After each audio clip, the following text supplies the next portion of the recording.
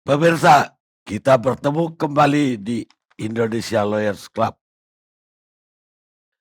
Pekan-pekan ini situasi politik dalam negeri kayaknya puncak-puncaknya kehangatannya terjadi. Bahkan kayaknya perang juga sudah dimulai terhadap menyambut pemilu 2024. 2024 memang masih 1,5 tahun lagi pemilu, tapi kehangatan politik mmm, sudah cukup panas. Dimulai pekan ini dengan sentilan bekas presiden atau mantan presiden Susilo Bambang Yudhoyono yang tiba-tiba menduga atau mencurigailah pemilu 2024 ini akan berlangsung dengan curang, bahkan batil. Dan kenapa? Karena dari PDIP mengatakan calon untuk pilpres itu cukup 2 pasang saja, dan ini dianggap oleh Partai Demokrat atau ketua pembina Demokrat, ini pasti udah direkayasa untuk 2 pasang itu siapa, yaitu orang-orang yang bisa dikendalikan oleh yang berkuasa sekarang ini. Nah, tentu saja pernyataan ini langsung dapat bantahan dari sekjen PDIP, Hasto. Hasto bahkan mengatakan bahwa puncak kecurangan itu terjadi pada 2009 yang lalu, bukan bukan di zaman Pak Jokowi. Tapi Pak Mahfud hari ini menambah panas suasana dengan mengatakan bahwa memang pemilu itu terlalu curang dan ya lazim aja ada kecurangan, dan tentu saja dia tidak menafikan bahwa tahun 2024 akan juga terjadi kecurangan. Mari kita lihat pernyataan dari Pak SBY. Para kader, mengapa saya harus turun gunung menghadapi pemilihan umum 2024 mendatang? Saya mendengar, mengetahui bahwa ada tanda-tanda pemilu 2024 bisa tidak jujur dan tidak adil. Konon akan diatur dalam pemilihan presiden nanti yang hanya diinginkan oleh mereka dua pasangan capres dan cawapres saja yang dikehendaki oleh mereka. Informasinya, Demokrat sebagai oposisi jangan harap bisa mengajukan capres-cawapresnya sendiri. Bersama koalisi tentunya. Jahat bukan? Menginjak-injak hak rakyat bukan?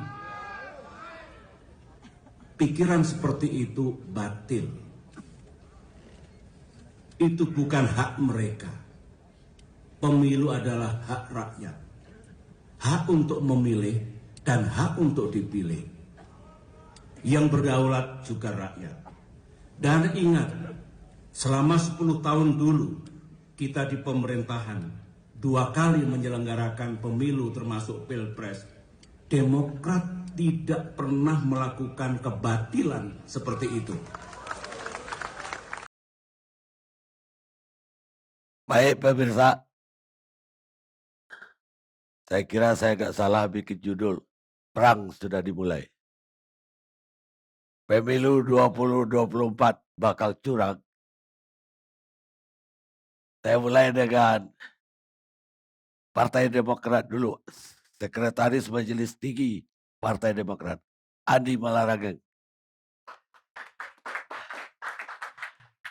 Kenapa Ketua Dewan Pembina sampai terlontar kata-kata ini? Ada apa di balik ini? Jadi Bang Karni, itu adalah pesan moral dari seorang anak bangsa yang pernah menjadi presiden, menjadi negarawan, tokoh yang ingin menyampaikan bahwa tidak perlu ada lagi upaya untuk mengatur-atur siapa yang boleh maju, yang ini hanya ini dengan ini saja, 2 pasang saja.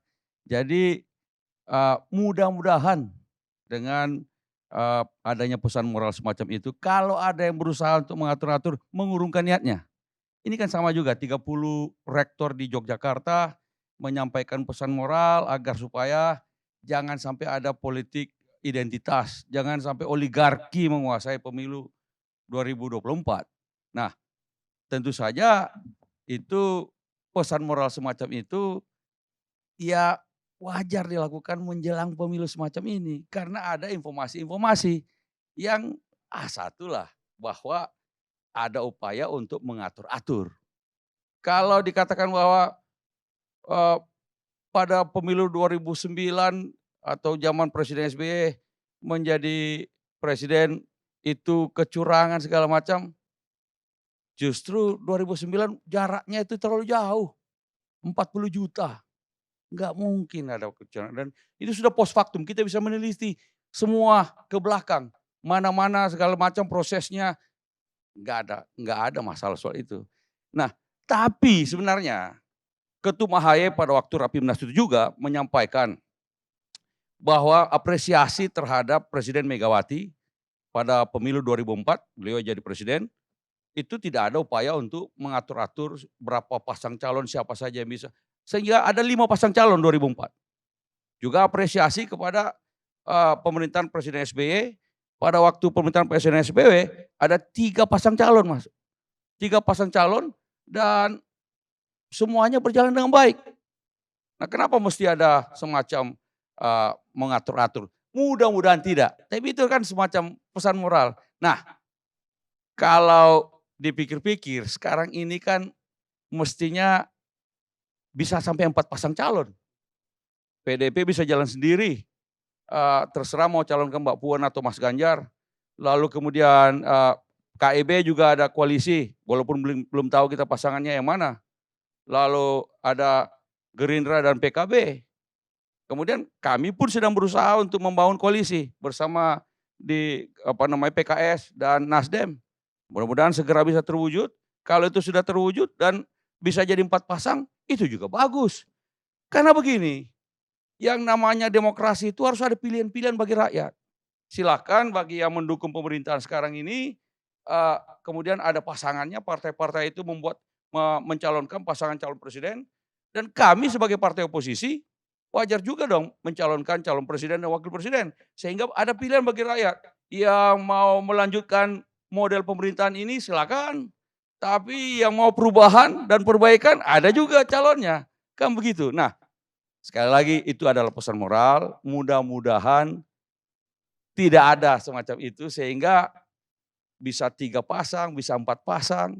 Bagus sekali. Demokrasi kita jadi semarak, pilihan-pilihan ada, dan kemudian terserah rakyat nanti mau milih yang mana. Siapapun terpilih, itulah pemimpin kita, itulah presiden kita. Kira-kira begitu, Bang Karni. Ya, tapi kalau kita belajar ke sejarah lagi, balik ke belakang, okelah pada jabat Pak SBY dikatakan tadi jaraknya jauh, sehingga kemungkinan curang itu sedikit lah. Dan semuanya bisa ikut, Ibu Megawati bisa ikut berpasangan dengan Pak Prabowo, Pak JK bisa ikut berpasangan dengan Pak Wiranto, 3 pasang. Jadi ada pilihan kontestasi. Kalau kemudian Pak SBY menang, lagi pula begini, waktu itu Bang Karni, polling jejak pendapat pada sebelum atau menjelang pemilu, polling Pak SBY itu sudah 70%. Kalau polling Pak SBY 20%, lalu kemudian pemilu dapat 60%, itu orang bisa berpikir-pikir. Tapi ini sebelum dan kemudian pada waktu pencoblosan, itu pollingnya ya mirip-mirip, dapat 61%, polling 71%, ya turun dikit 61%. sesuatu yang sudah bisa diprediksi sebelumnya. Kira-kira begitu. Ya, ketika Ibu Mega itu pemilu yang dilangsungkan zaman Ibu Mega bersih, katanya Betul, tadi. kita apresiasi itu. Sekarang di zaman Pak SBY juga bersih. Kita Jadi kapan mulai nggak bersihnya? jadi itu namanya pesan moral. Pesan moral artinya jangan sampai terjadi semacam itu. Justru menjelang pemilu ini mudah-mudahan itu tidak terjadi. Dan itulah yang disampaikan pada Pak SBY, sekali lagi mudah-mudahan itu tidak terjadi. Sama juga dengan dikatakan oleh teman-teman forum rektor kalau tidak salah di Yogyakarta, mudah-mudahan tidak terjadi politik identitas. Mudah-mudahan tidak ada oligarki yang menguasai pemilu 2024. Kira-kira begitu. Ya, artinya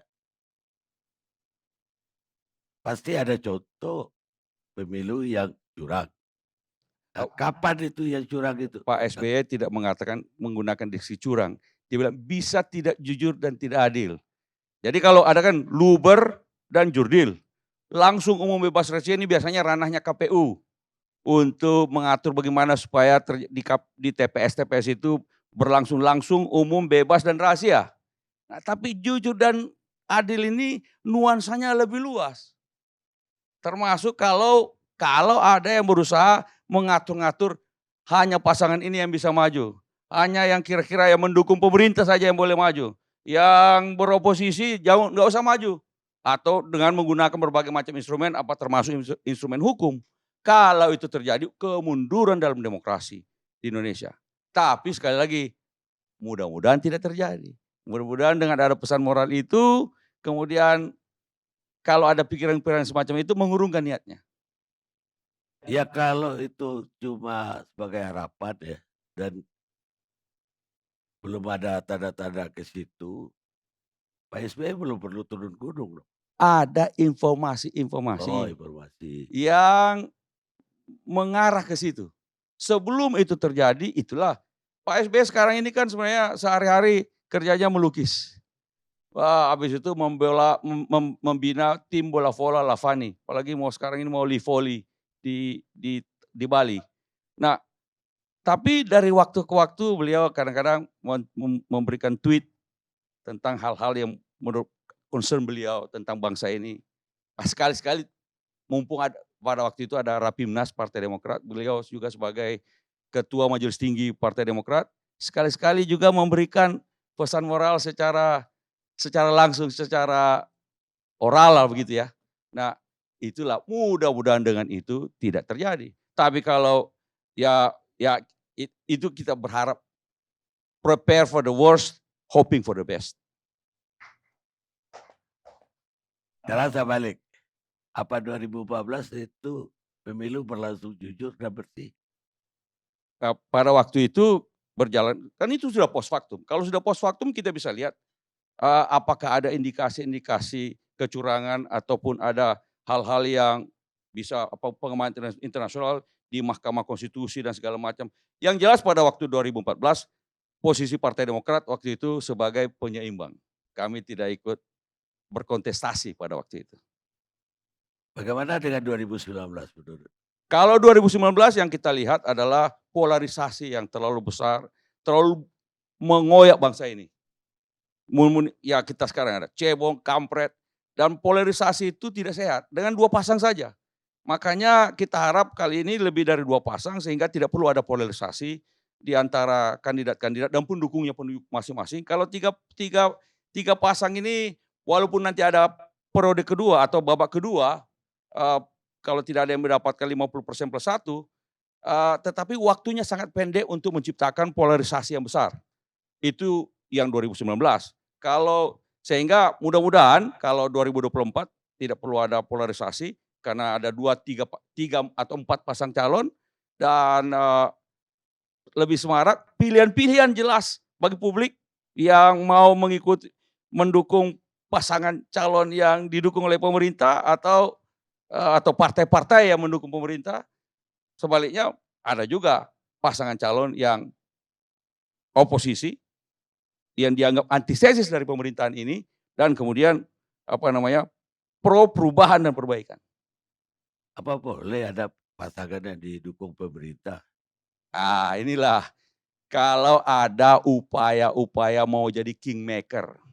Jadi kan kalau kalau ada orang-orang di pemerintahan ini kemudian berusaha menjadi kingmaker, istilahnya begitu, lalu mengatur membuat seakan-akan pasangan ini yang boleh maju supaya misalnya program-program pemerintahan yang ada sekarang berlanjut terus dan ya kalau terjadi hal-hal semacam itu, kingmaker berusaha menjadi kingmaker semacam itu, itulah bisa saja terjadi. Tapi kita harapkan tidak perlulah. Pemerintah sekarang ini fokus menjalankan tugas pemerintahannya, fungsi-fungsi pemerintahan sampai selesai masa jabatan Pak Jokowi 2024. Kenapa? Karena menteri-menterinya juga dari partai-partai politik pasti sibuk ikut pemilu. Apakah pemilu legislatif atau pilpres juga. Kalau semua menteri-menteri ikut ikut berpolitik dalam rangka pemilu 2024, siapa yang mengurus pemerintahan? Kalau Pak Jokowi juga misalnya ikut-ikutan menjadi kingmaker, ikut serta dalam kontestasi politik ini sebagai kingmaker, saya khawatir urusan pemerintahan tidak akan jalan dengan baik. Karena itu lebih baik Pak Jokowi sebagai presiden menjalankan tugas pemerintahan sampai selesai dan kemudian biarlah semua partai-partai politik dan menteri-menteri juga termasuk yang dari partai politik silakan mengikuti kontestasi politik. Mungkin lebih baik juga kalau memilih antara jadi menteri atau ikut kontestasi politik. Kan begitu supaya pemerintahan jalan dengan baik. Karena ini masih ada nih urusan BBM naik ini kan membuat rakyat jadi susah, harga-harga naik semuanya. Walaupun harga minyak dunia lagi turun. Jadi perlu ada yang ngurusi pemerintahan fokus di situ. Nggak usah jadi kingmaker. Baik, kalau 2004 tadi, 2014, 2019 dibilang ada polarisasi, tapi berlangsung jujur dan Sejauh ini kita katakan bahwa dari secara post factum masih masuk dalam kriteria luber dan jurdil walaupun ada beberapa permasalahan-permasalahan yang bisa mengoyak bangsa kita. Rasanya tidak perlu kita ulangi pengalaman 2019 itu tentang polarisasi. Jadi walaupun pada waktu itu kan ada yang mengklaim sudah menang, lalu kemudian belakangan ternyata KPU mengatakan tidak menang, kan begitu. Tapi di Mahkamah Konstitusi bisa dibedah dengan baik dan kemudian diputuskan Pak Jokowi sebagai pemenang dan kita hormati beliau sebagai presiden kita. baik, sekarang giliran Deddy Sitorus, politisi PDI Perjuangan. Partai yang bereaksi paling keras terhadap pernyataan Ketua Dewan Pembina Demokrat. Terima kasih Bang Karni. Selamat malam semua. Saya kira terus terang saya prihatin, Pak. Sangat prihatin. Prihatin kenapa? Bayangan kita seorang SBY, mantan presiden 10 tahun, ya. Kalau turun gunung itu bikin adem. Harapan kita kan begitu.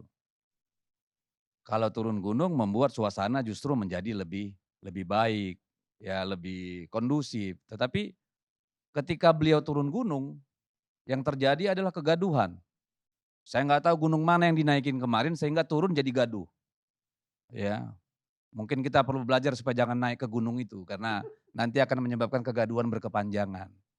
Kalau tadi Bang Andi senior saya mengatakan bahwa ini adalah sikap seorang negarawan mengingatkan, saya tidak. Ini adalah sifat sebuah tindakan, ya tindakan yang sangat berbahaya karena dilandasi oleh kata konon dan mungkin tanpa dijelaskan secara runut, ya asumsinya apa, indikatornya apa, bla bla bla. Karena ada dua hal yang sangat berbahaya yang aneh dari pernyataan Pak SBY ini. Yang pertama soal tidak jujur dan tidak adil. Ketika bicara tidak jujur, tidak adil, itu ranahnya undang-undang, Mbak. Ranahnya pelaksanaan pemilu, teknis kepemiluan. Ya. Di situ siapa yang sedang diserang? Yang diserang adalah lembaga-lembaga penyelenggara pemilu. Lembaga-lembaga pengawas pemilu. Ya, semua yang terkait dengan kepemiluan, termasuk Kementerian Dalam Negeri sebagai yang bertanggung jawab, termasuk pemerintah secara keseluruhan, presiden, dan mungkin kita partai-partai yang berada dalam koalisi pemerintahan, itu implikasinya luas. Jadi menyatakan bahwa 2024 itu konon bisa jadi tidak jurdil, itu sudah mendelegitimasi pemilu. Sudah menimbulkan sakwa sangka, sudah menimbulkan antipati. Sehingga besar kemungkinan justru ketika kita melalui 2024 akan banyak kegaduhan-kegaduhan karena tidak puas. Oh, dulu sudah dibilang bahwa ini tidak jurdil. Ada bahaya di situ dengan pernyataan itu. Dan beliau, Pak SBY tidak pernah menjelaskan secara rinci apa yang dia maksud tidak jurdil. Lembaga mana? Kelompok mana? Tidak pernah. Dan itulah yang kemudian menimbulkan kegaduhan. Jadi kalau menurut saya apa yang disampaikan oleh Pak SBY itu hoax. Hoax paling tinggi yang ada di Republik ini karena disampaikan seorang mantan presiden. Gitu ya. Jadi tidak salah kalau di media sosial banyak yang bilang Pak SBY itu bapak hoax nasional. Ya iyalah, orang tidak dijelaskan secara rinci. Tidak secara tuntas. Hanya konon. Ya, dan bisa. Masa begitu kualitasnya seorang mantan presiden? Nggak bisa dong. Ya, kita menuntut sesuatu yang lebih jelas dan terukur atas pernyataan itu. Kalau itu diungkapkan orang di pinggir jalan mah nggak ada urusan kita. Tapi ketika seorang mantan presiden, ya kemudian juga seorang pimpinan partai, ya kita kan harus berpikir. Karena implikasinya sangat luas. Lalu yang kedua itu dikaitkan dengan kemungkinan calon presiden hanya 2 orang. Ini kan aneh. Ya, dari mana urusannya jurdil, luber dengan 2 pasang calon. Yang menentukan berapa calon bertarung itu partai politik. Bukan siapa-siapa. Bukan lembaga pemilu, bukan kekuasaan, bukan siapapun. Dan sampai sekarang belum ada yang definitif. Semuanya masih utak-atik gatuk. Ya, dan tidak ada yang membatasi dengan logika undang-undang yang ada sekarang. 4 pasang calon pun dimungkinkan. 4 pasang calon. Kan tergantung nanti partai-partainya. Ya, apakah ada mungkin satu kekuatan mengatur hanya menjadi 2? Kok saya nggak yakin? Kecuali partai-partainya mau. Nggak mungkin. Pak Prabowo dan Pak Muhaimin pasti akan sangat ingin maju. Ya, PKS dengan Demokrat pasti sangat ingin maju. PDI Perjuangan pasti ingin maju. Nasdem, Golkar, P3 sangat ingin, dimungkinkan 4 pasang calon. Kalaupun kemudian menjadi 2 pasang calon, itu adalah proses politik. Ya, jadi sebenarnya kegundahan Pak SBY ini bukan pada pelaksanaan pemilu, tetapi ikut atau tidaknya AHY dalam pemilu yang akan datang. Itu sebenarnya akar masalah. Kalau kita mau jujur, tidak ada bubur di antara kita, tidak ada dusta. Ya, itu sebenarnya fondasi, akar masalahnya di sana. Yang menurut saya salah tempat ketika itu kemudian dipersalahkan, diinsinuasi bahwa itu Pak Jokowi gitu loh yang mau ngatur. Dan kalaupun Jokowi mau mengatur itu, apakah itu melanggar hukum? Kan tergantung partai politiknya. Tidak ada undang-undang yang dilanggar, keinginan politik orang. Sama seperti keinginan Pak SBY mau memaksakan AHY harus dicalonkan. Itu keinginan politik. Tergantung partai-partai yang lain mau enggak. Tapi pun itu ya, karena tidak pernah Pak Jokowi secara terbuka bicara soal itu. Jadi kalau ada bisik-bisik, lalu bisik-bisik rumor menjadi isu nasional, di situ kita bertanya, ada gunanya nggak untuk bangsa ini kemarin Pak SBY turun gunung? Ya, nggak ada kalau menurut saya menimbulkan kegaduhan. Syukurlah sekarang beliau tidak memperpanjang itu. Karena menurut saya itu merugikan beliau dan merugikan Pak AHY. Tapi saya bisa membayangkan bahwa apa yang dilakukan oleh Pak SBY dengan mencoba mendegradasi pemilu 2024 dan AHY yang mencoba mendegradasi apa yang dilakukan Pak Jokowi adalah satu gimmick yang memang harus dilakukan untuk meleverage posisi politik Partai Demokrat. That's what happened. Gitu. Jadi kalau kita mau gaduh ini apa, enggak. Tujuannya Demokrat cuma satu kok, meleverage. Itu sah-sah aja secara politik. Tidak ada yang salah juga. Ya, saya kira itu. Jadi kita berkomitmen, PDI Perjuangan berkomitmen. Ya, bahwa pemilu itu harus jurdil karena kita tidak mau menang dengan cara-cara curang. Ya, kita berkepentingan menjaga supaya kita itu legitimate. Siapapun nanti yang jadi pemenang di legislatif, siapapun yang jadi presiden. Kita tidak akan menjadi bagian dari usaha untuk merampok pemilu atau menjadikan pemilu menjadi bancakan, tidak akan. Gitu loh. Jadi itu komitmen kita semua. Dan saya kira proses politik biarlah menjadi proses politik. Tetapi dalam berpolitik mari kita membangun keadapan politik. Mari kita berpolitik dengan beradab gitu. Itu penting. Karena kalau tidak ini akan menjadi pertengkaran di jalanan, Pak. Pemilu itu kan cara beradab kita untuk melakukan transisi kekuasaan. Tapi kalau dimulai dengan seujun-seujun, stigma-stigma, ya, ini berbahaya buat bangsa ini. Dikatakan jangan 2 pasang calon. Undang-undang kita itu dilihat dong. Apapun yang terjadi tetap ujungnya 2 pasang calon. Karena akan ada 2 putaran kalau tidak majority. Jadi menolak 2 pasang calon dengan alasan polarisasi tidak masuk di akal. Kenapa? Pada ujungnya akan 2 pasang calon. Apapun yang terjadi tidak bisa dihindari itu. Apakah kemungkinan bisa dicegah perkubuan? Tidak mungkin. Jadi apa ini? Segala macam gimmick, argumen yang lemah itu hanya untuk memaksakan agenda politik. Dan kita semua jadi korbannya. Mari jangan sampai nanti pemilu 2024 menjadi justru pemecah bangsa ini.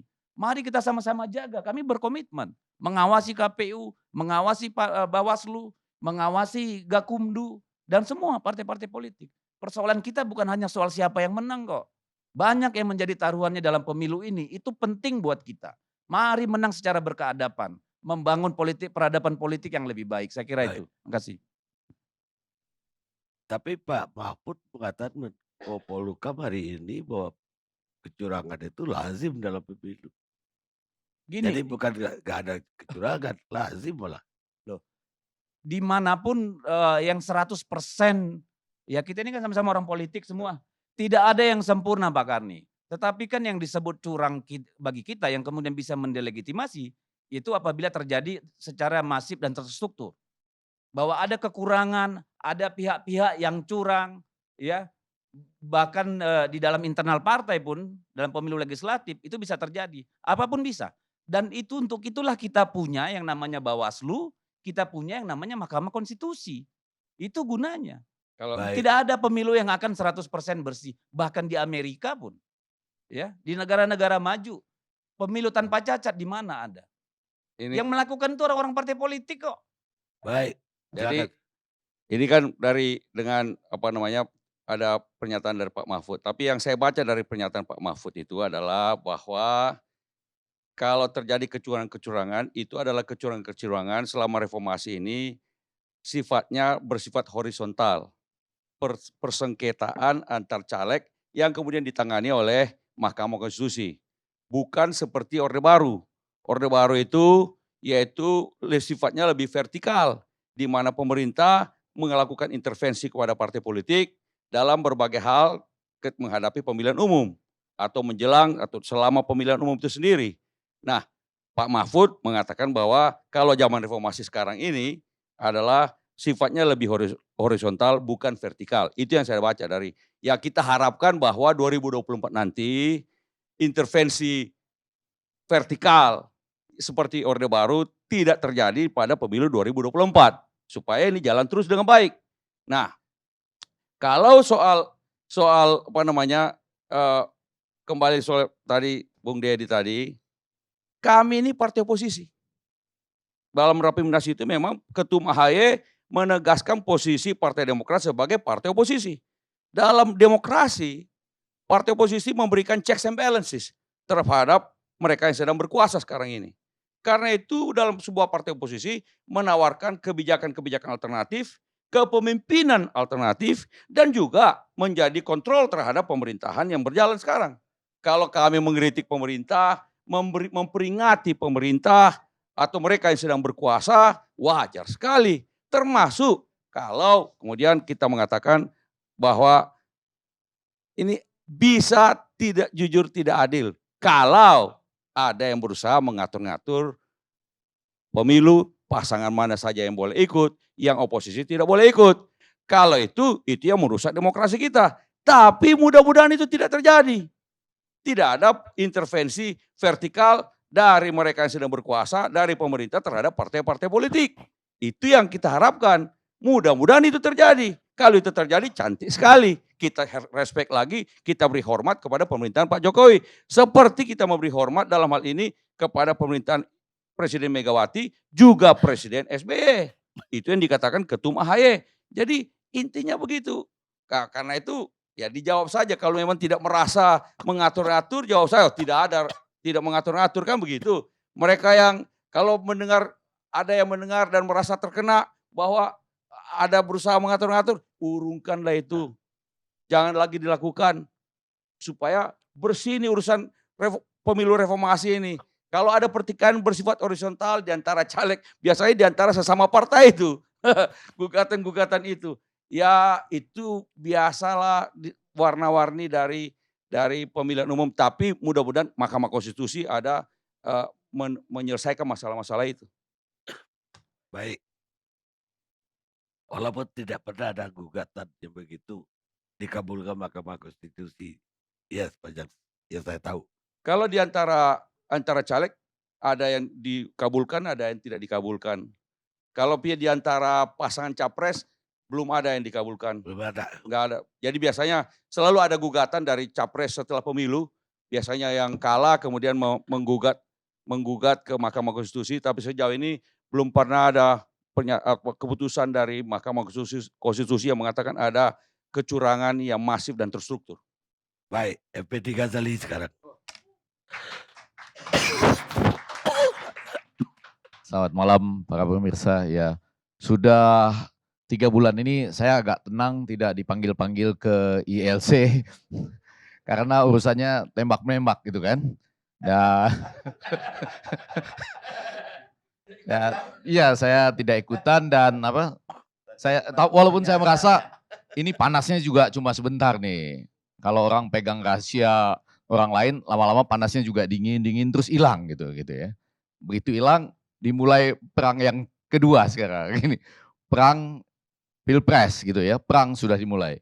Ini pun sebetulnya ya, saya kalau bukan karena Datuk Karnilia, saya juga nggak suka datang, terutama karena begini, saya menganggap ini kita sedang berbicara di bawah gangguan psikologis sebetulnya. Jadi amnesia memori atau juga disebut gangguan komunikasi disosiatif itu. Yaitu apa? Kita sama-sama tertawa, kita masing-masing punya persoalan.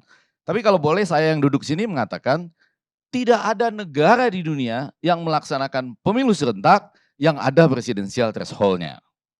Ya kan? Saya berkali-kali tanya ke Hakim Mahkamah Konstitusi, coba tunjukkan ada enggak Bapak dan Ibu Hakim Mahkamah Konstitusi yang mulia, ada enggak di dunia negara yang melaksanakan pemilu serentak tapi pakai presidensial threshold gitu.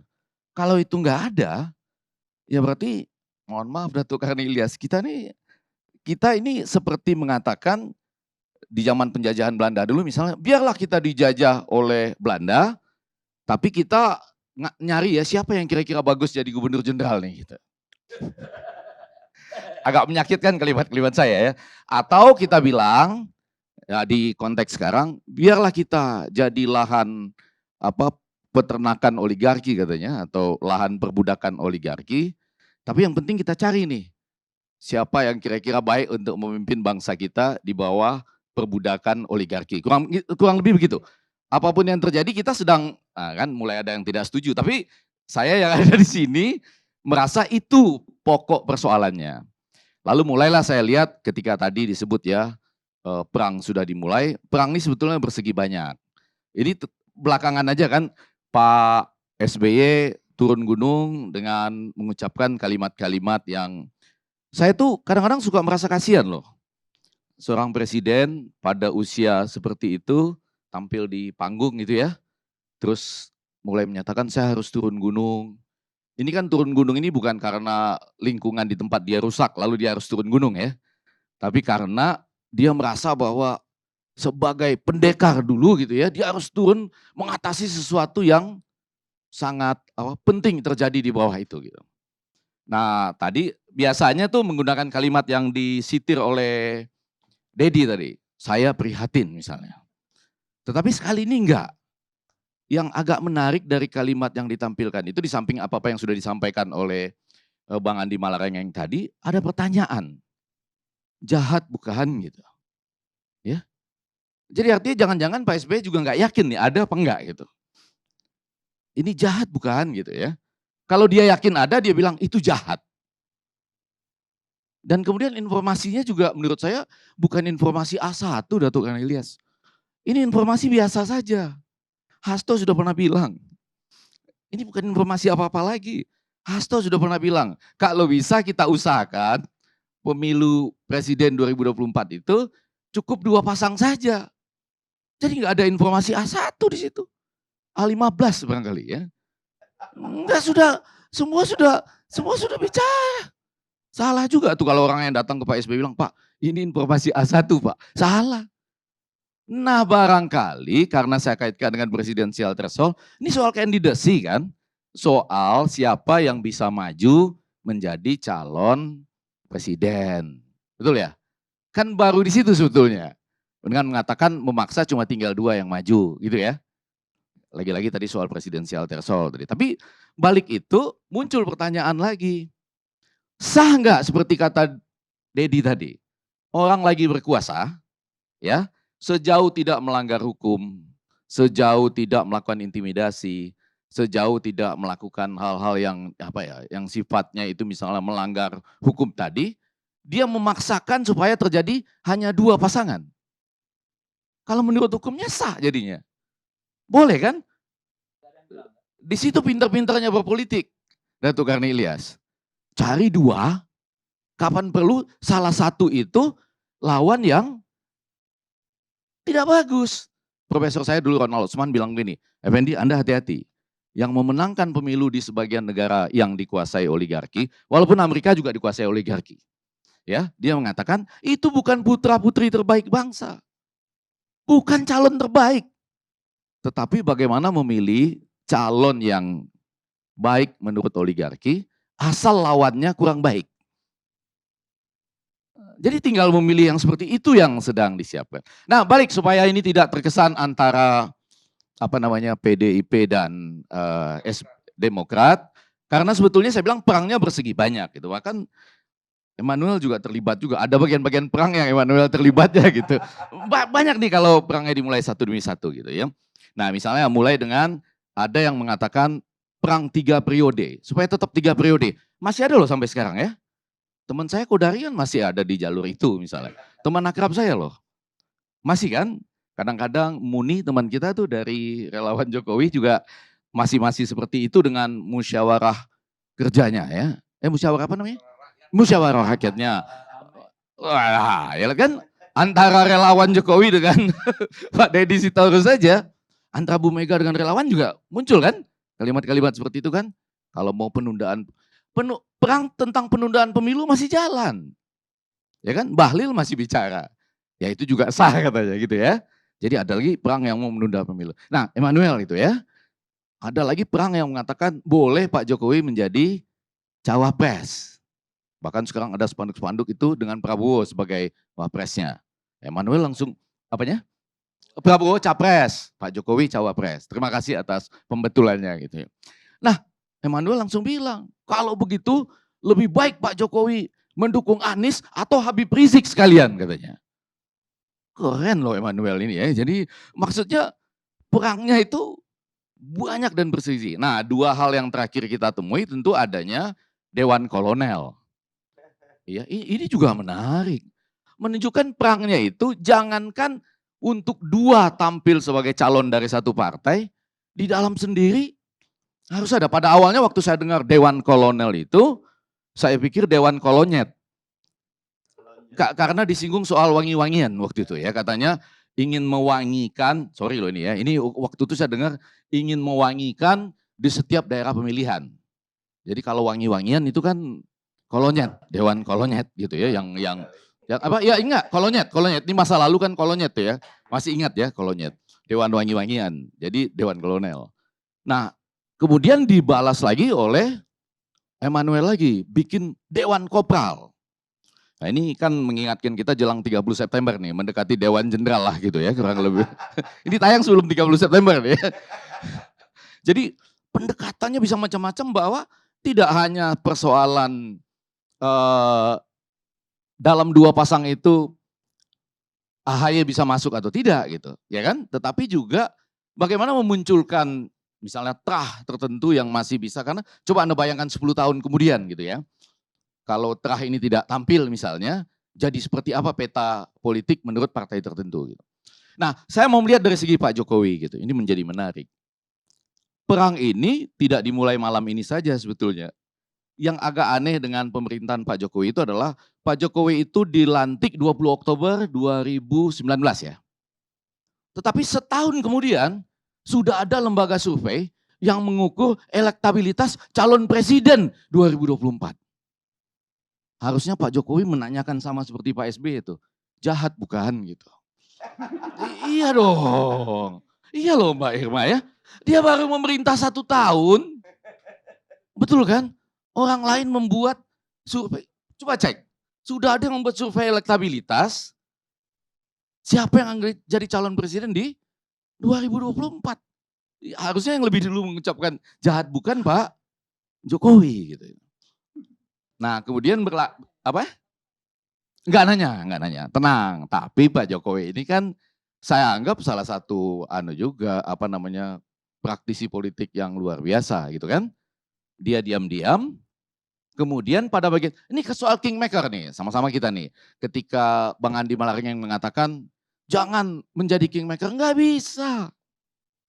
Presiden kalau sudah 2 periode, pasti ingin menjadi kingmaker. Nggak bisa dilarang. Haknya dia. Karena apa?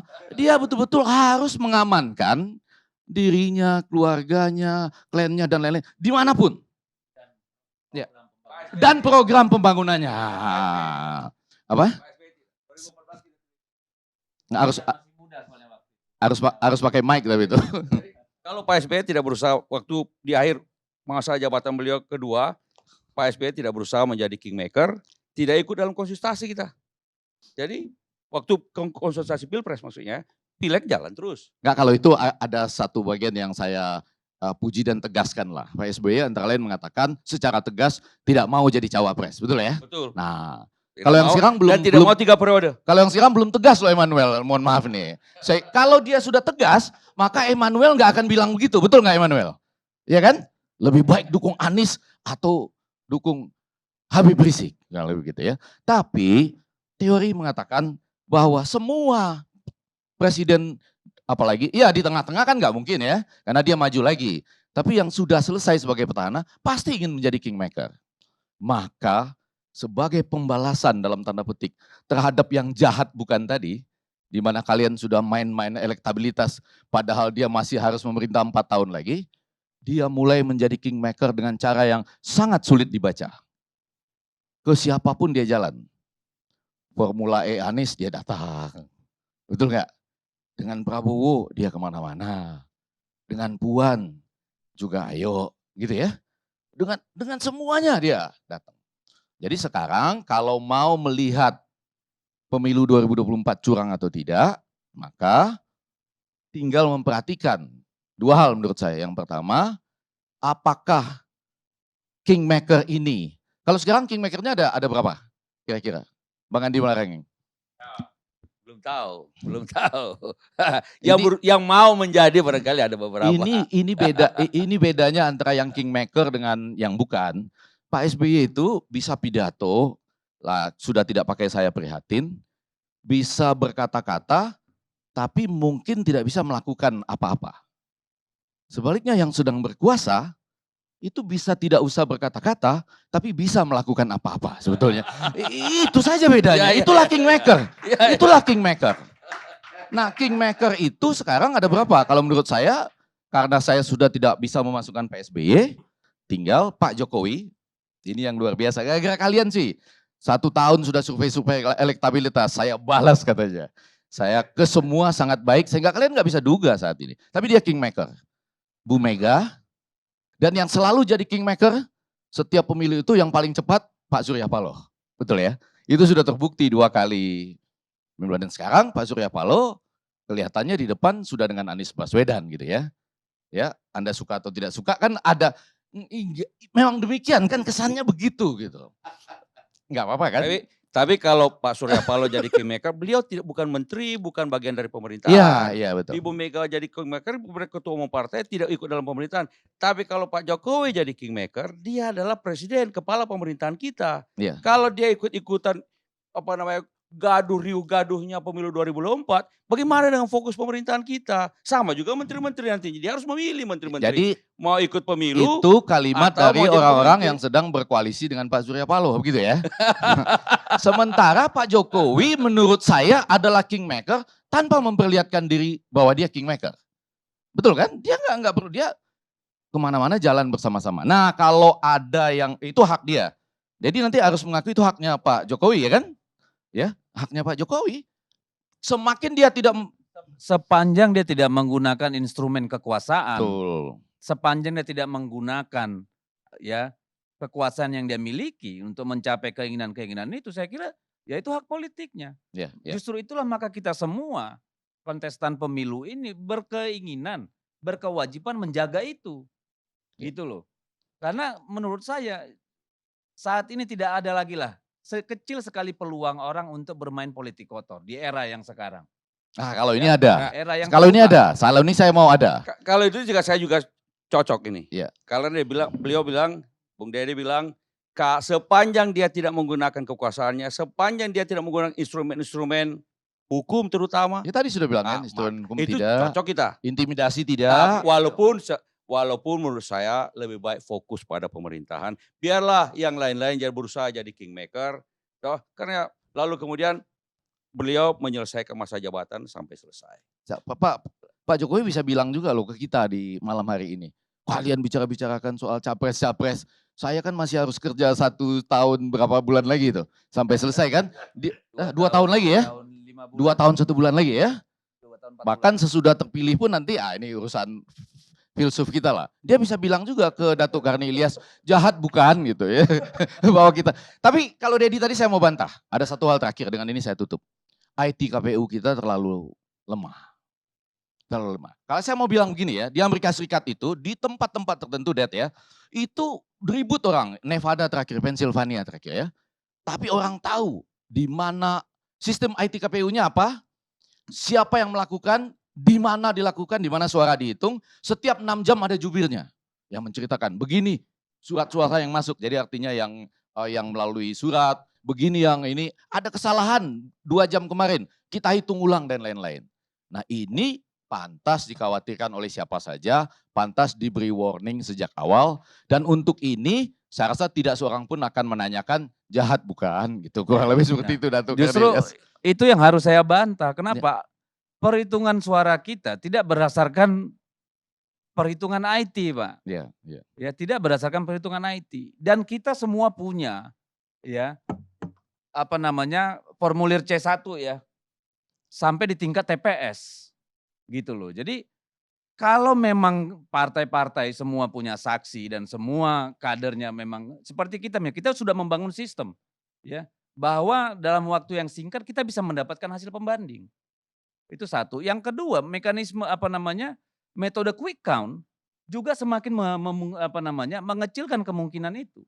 Nah, quick count Gitu pun loh. kita perlu kritik dengan sangat serius nih, Oh iya. yaitu bahwa quick count itu harus dipastikan field worker-nya tidak boleh overlapping. Ya itu Jadi udah soal maksud saya- teknis lah. Tapi Enggak, sejauh tapi- ini secara akademis Ya. tidak ada yang bisa lebih baik meyakinkan atau mengukur ya jujur tidaknya satu hasil pemilu selain metode quick count. Oh enggak, tapi itu Ya. harus itu salah Oh iya satu itu soal lain potensi kan. kecurangan. Enggak, Itu soal saya lain. bicara akademis. Kalau misalnya ada 13 lembaga quick count, masing-masing harus punya 2.000 field worker. Apakah mereka absolutely distinctive, betul-betul hanya bekerja buat satu quick count? Tapi kalau dia kartel, satu orang melaporkan untuk 6 atau 7 lembaga quick count, sebagaimana yang malam hari sebelumnya itu difoto, kami lagi kumpul sama-sama nih, mau melaporkan quick count buat besoknya. Ini enggak menarik perhatian, tapi kemungkinan potensi itu ada di sana. Kalau itu bisa dimanfaatkan sebagai kartel, maka ketika quick count mengumumkan sesuatu, lalu ada orang lain protes, kalimatnya menjadi sederhana. Kalimatnya adalah, Anda yang kalah dengan metode yang sangat tepat quick count itu, adalah loser atau pecundang yang tidak ikhlas menerima kekalahan Anda. Padahal ada peluang loh ini untuk kita cermati bersama, field worker-nya itu overlapping karena tidak mungkin 13 lembaga quick count kali 2.000 field worker atau 26.000 field worker gitu. Kalau itu dijadikan sebagai alat untuk melegitimasi kemenangan, kita pantas bertanya, jahat bukan gitu Pak Danik. Pemirsa, politik itu adalah perang tanpa pertumpahan darah. Perang itu adalah politik dengan pertumpahan darah. Mau cetung, kita rehat.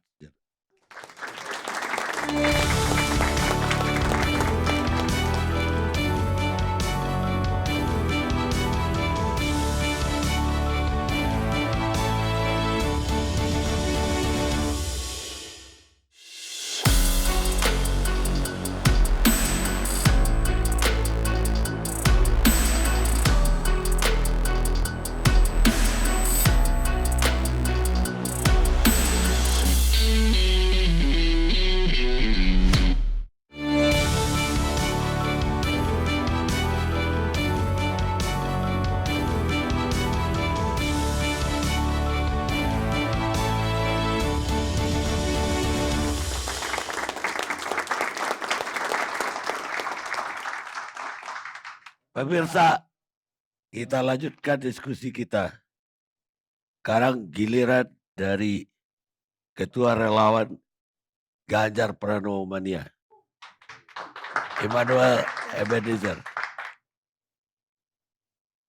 Silakan bagaimana relawan Ganjar melihat antara Demokrat dan PDIP. Sebetulnya Mas, halo tes. Kita sih nggak begitu tertarik dengan konflik dua partai ini. Tapi pada prinsipnya yang paling penting tadi yang disampaikan Bung Andi Malarangeng adalah substansi demokrasinya. Karena itu lebih penting dari selama ini yang digaungkan dan diwacana soal 3 periode, kemudian masa perpanjangan, kemudian terakhir ada yang namanya wacana presiden menjadi wapres.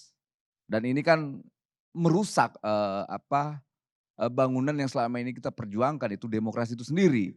Kalau seandainya bangsa ini tidak punya komitmen lagi, bagaimana berbicara tentang masa depan bangsa ini? Hal yang terkecil aja dihianati, apalagi hal yang besar. Dan kita melihat, saya juga sedikit mengkritik kawan-kawan saya yang di relawan juga ya, khusus relawan Jokowi yang kemarin bermusra-musra itu projo. Tadi sudah disampaikan Prof, kawan-kawan musra yang masih menggaungkan 3 periode. Dan presiden sebenarnya harusnya ya, karena Budi Ari ini kan penyelenggara negara, dia wakil menteri. Tidak pantas seorang wakil menteri dan bahkan sebelumnya ada menteri-menteri yang secara lugas menyampaikan depan umum gagasan sesat ini. Karena kita lihat bahwa ini kan di lingkaran Jokowi ini para pemabuk kekuasaan semua, susah diingatkan. Nah, orang lagi mabuk susah diingatkan. Terkecuali mereka dikasih dosis, penambahan dosis lagi. Nah dosisnya itu ya 3 periode. Wah senang tuh mereka. Apa 3 periode? Oh iya, kok 3 periode didengar. Tapi kalau coba tolak 3 periode, wah gak mau kamu, klarifikasi bla gitu. Tambah lagi perpanjangan dosisnya, oh senang lagi, sadar lagi. Oh dilawan lagi oleh rakyat, diam lagi. Nah sekarang dosis baru yang paling rendah dosisnya itu wakil presiden. Gitu. Seharusnya presiden sudah tidak lagi namanya mengklarifikasi perilaku para pemabuk-pemabuk kekuasaan ini. Harus ada sebuah tindakan tegas. Karena mereka ini aktor-aktor yang ingin membajak demokrasi yang pernah kita perjuangkan bersama. Di situ ada Bung Dedi, Uni Irma, lantas Maman dan semua di sinilah senior-senior saya di sini. Jangan lagi dibajak. Kalau bahasanya Prof kan tadi, kita ini para budak oligarki lah. Sebetulnya kita memilih antara yang mana, dari yang terburuk, dari yang terbaik mungkin, atau dari yang terbaik, dari yang terburuk. Tapi kan kenyataannya faktanya hari ini presiden selalu digoda dengan wacana-wacana yang sesat ini. Dan yang mewacanakan itu ya di sekelilingnya. Kita sudah muak lah ya sebetulnya dengan gagasan 3 periode. Wah bikin musrah 3 periode, berapa hari kemudian presiden naikkan BBM gitu loh. Selesai naikkan BBM, naikkan lagi wacana soal wakil presiden. Presiden hanya mengklarifikasi, ya bukan saya. Kalau saya yang menyampaikan, mungkin saya akan klarifikasi. Tapi kan ya nggak mungkin juga presiden menyampaikan hal itu. Nah presiden kan tahu lingkaran-lingkaran brutus-brutusnya ini yang menurut saya udah keterlaluan lah ya. Bajingan manusia-manusia ini. Bejat moral lah ya. Itu susah untuk pakai kata-kata yang halus ke lingkaran Jokowi ini susah. Bebal kalau bahasanya, saya coba mau ngutip bahasanya Sinton Pasaribu, bebal memang nih, lingkarannya bebal. Jadi nggak bisa lagi orang yang sedang mabuk kekuasaan ini diingatkan dengan kata-kata yang baik. Kalau kita bilang, Pak, kalau Bapak lagi mabok, bahaya Pak, nanti sakit. Atau kalau enggak Bapak nanti dosa, nggak bisa diingetin kata-kata itu lagi. Gitu. Memang sudah keterlaluan. Jadi ya 3 periode, masa perpanjangan, kemudian wakil presiden. Bahkan saya nggak tahu ke depan apa lagi. Karena ada beberapa kawan-kawan di parlemen, kemarin seakan-akan melegitimasi. Tapi bukan kawan-kawan saya yang 3 ini ya. Deddy Storus, Uni Irma, dan Maman, tidak. Mereka tidak itu. Ada kawan saya yang lain melegitimasi soal gagasan wacana presiden menjadi wakil presiden. Dan itu mereka legitimasi, peluang itu ada. Saya baca lagi undang-undangnya, yang mana? Gitu loh. Belum lagi humas juru bicara MK yang begitu lancang, yang tidak pantas disampaikan ke publik, dia sampaikan kemudian diklarifikasi oleh institusinya, kemudian Jimli Asidik juga mantan ketua Mahkamah Konstitusi juga menyampaikan dengan lebih lugas lah ya, menyampaikan bahwa peluang presiden menjadi wakil presiden itu tidak ada. Kalaupun ada, ya tidak berlaku hari ini. Tapi persoalannya kita berhadapan dengan orang-orang yang sedang mabuk. Orang lagi mabuk nih semua nih. Enak kayak lagi nge-fly. Nge-fly semua nih di lingkaran Jokowi. Siapa yang gak nge-fly? Oh nikmat kekuasaan. Tapi kan problemnya kita harus mau apa lagi menyampaikannya dengan kata-kata yang, ya saya ini kan pendukung Jokowi yang tidak pernah tunduk dengan para pemabuk-pemabuk ini. Makanya mereka benci sekali dengan suara lantang saya yang menurut mereka mengganggu pesta para pemabuk ini. Makanya kemarin saya coba sampaikan, daripada presiden menjadi wapres, lebih baik dukung Anies. Itu lebih terhormat dan lebih bermartabat. Begitu juga lebih baik mendukung Habib Rizik daripada mendukung 3 periode. Kenapa saya sampaikan itu? Ya mekanismenya kan lewat pemilu.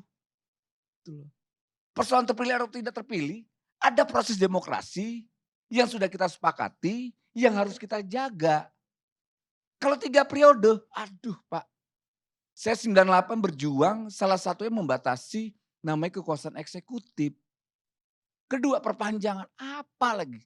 Kondisi bangsa ini sebenarnya daruratnya darurat apa? Kerakusan dan kebohongan, persis apa yang disampaikan Habib Rizik. Ditambah lagi mau wapres. Apa lagi? Makanya saya suka sekali sikap konsistensi PDIP yang menolak 3 periode. Begitu juga Demokrat, begitu juga PKS.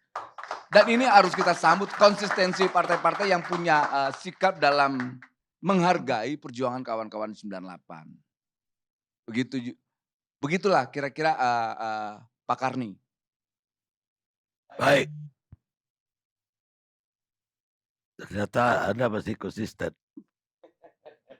Dengan 98 maksud Ya, saya. kita harus berdiri konsisten di situ. Ini kan Walaupun di sekeliling Jokowi ini para pembajak, pemabuk ini. Bajingan semua. ya saya tanya langsung sama Pak Jokowi soal itu.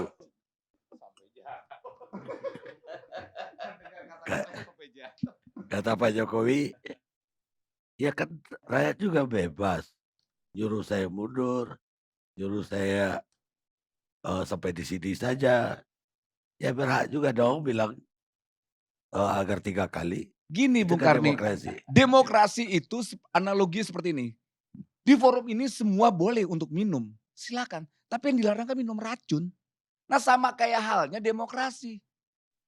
Nggak boleh ngomong 3 periode karena kita sudah sepakat untuk patuh terhadap konstitusi yang sudah kita sepakati. Nah itu kenapa saya selalu bilang bahwa 3 periode ini adalah produk haram dari sebuah demokrasi. Kalau kita, makanya saya bilang ini yang bisikin Jokowi ini orang yang dangkal kali pemahaman demokrasinya. Makanya saya nggak ngerti. Karena ini 3 periode ini kan aneh. Dia melegitimasi apa yang disampaikan kawan saya Budi Ari Projo. Wah digaungkan soal rakyat. Masih menginginkan presiden untuk 3 periode. Wah besok naik BBM. Kenapa kok musrah itu tidak teriak juga. Relawan Jokowi dukung kenaikan BBM. Saya yakin itu ditimpuk, itu di jalan tuh. teriak aja dukung apa kenaikan BBM, rame-rame gitu, projo-projo atau siapa gitu loh. Saya aja sebagai pendukung Jokowi dalam hal ini soal keberpihakan ya, saya berpihak terhadap rakyat yang hari ini. Jangan ukurannya kenaikan BBM ini ukuran kita yang mampu, ukur mereka yang tidak mampu. Itu tidak fair saya lihat berapa para pemabuk ini ya. Nah gimana ya, menganalisis dengan cara mabuk gitu, sudut pandang orang mabuk. Jadi dalam mengambil keputusan juga keputusannya mabok. Begitulah Bung Karni. Baik, sekarang Ibu Irma Suryani dari Nasdem. Iya. Saya bingung juga nih kalau Noel nih ngomong lingkaran Jokowi mabok, padahal dia juga mabok sebenarnya. Nggak sepakat saya dengan kalimat-kalimat yang disampaikan Noel. Jadi jangan juga kemudian ada kalimat tadi bahwa jangan-jangan Pak Jokowi juga kayak seorang orang mabok kan gitu. Enggak, saya tidak pernah menyampaikan itu nih. Jadi gini, Mungkin sebentar. presiden tidak paham tentang demokrasi. Nah itu dia. Itu. Anda Tidak saya keliru sampaikan kalau Anda menyatakan Jokowi mabuk. Anda keliru kalau menyatakan bahwa jangan-jangan Pak Presiden tidak memahami arti demokrasi. Karena presiden membiarkan namanya gagasan 3 Gak periode ada ini. presiden membiarkan itu. Uni, Presiden sudah pernyataan menyampaikan. presiden Uni. Sebentar, diam, ya. Sebentar. Presiden sudah menyampaikan bahwa saya tidak bersedia. Udah kok berkali-kali bahkan. Nah kalaupun ada yang mau menyampaikan mau 3 periode, 4 periode, 5 periode, jangan salahin Jokowi. Masa orang korengan yang Jokowi juga yang salah? Salahinlah yang namanya partai politik yang mau dukung. Partai politik yang mau dukung itu yang salah. Kenapa harus nyalahin Jokowi? Di situ Anda keliru. Kan yang berkuasa yang menentukan tuh bukan Jokowi. Yang menentukan tuh partai politik yang akan mendukungnya. Kalau tidak ada partai politik yang mendukungnya, tidak akan ada satupun yang bisa terjadi. Mau 3 periode, mau perpanjangan. Nggak ada, Dek. Itu yang pertama. Yang kedua, tadi disampaikan juga terkait masalah Pak SBY misalnya. Saya tadi sepakat dengan Dedi. Harusnya Pak SBY tidak perlu menyampaikan sesuatu yang membuat kegaduhan. Di situ disampaikan, saya tahu dan saya mengerti konon kabarnya. Kan kontraproduktif. Kalau beliau tahu artinya dia ada data, ada bukti. Tapi disambung lagi dengan kalimat konon adanya. Itu yang saya pribadi nih, bukan atas nama Nasdem. Tadi saya diingatkan sama Bang Mardhani Alisera, ini kita mau koalisi, nggak peduli saya. Koalisi itu nanti, belum sekarang. Nanti koalisinya, itu pun kalau benar kita berkoalisi, tapi ini urusannya beda. Jadi hal-hal yang nggak gatel, maksud saya hal-hal yang nggak gatel, ya jangan digaruk gitu loh. Iya, hal-hal yang gak gatal tuh jangan digaruk, yang menimbulkan kegaduhan-kegaduhan tuh gak perlu. Itu yang saya ingin sampaikan sama Bang Andi Malarangeng nih ya. Tadi Bang Andi bilang bahwa ini adalah satu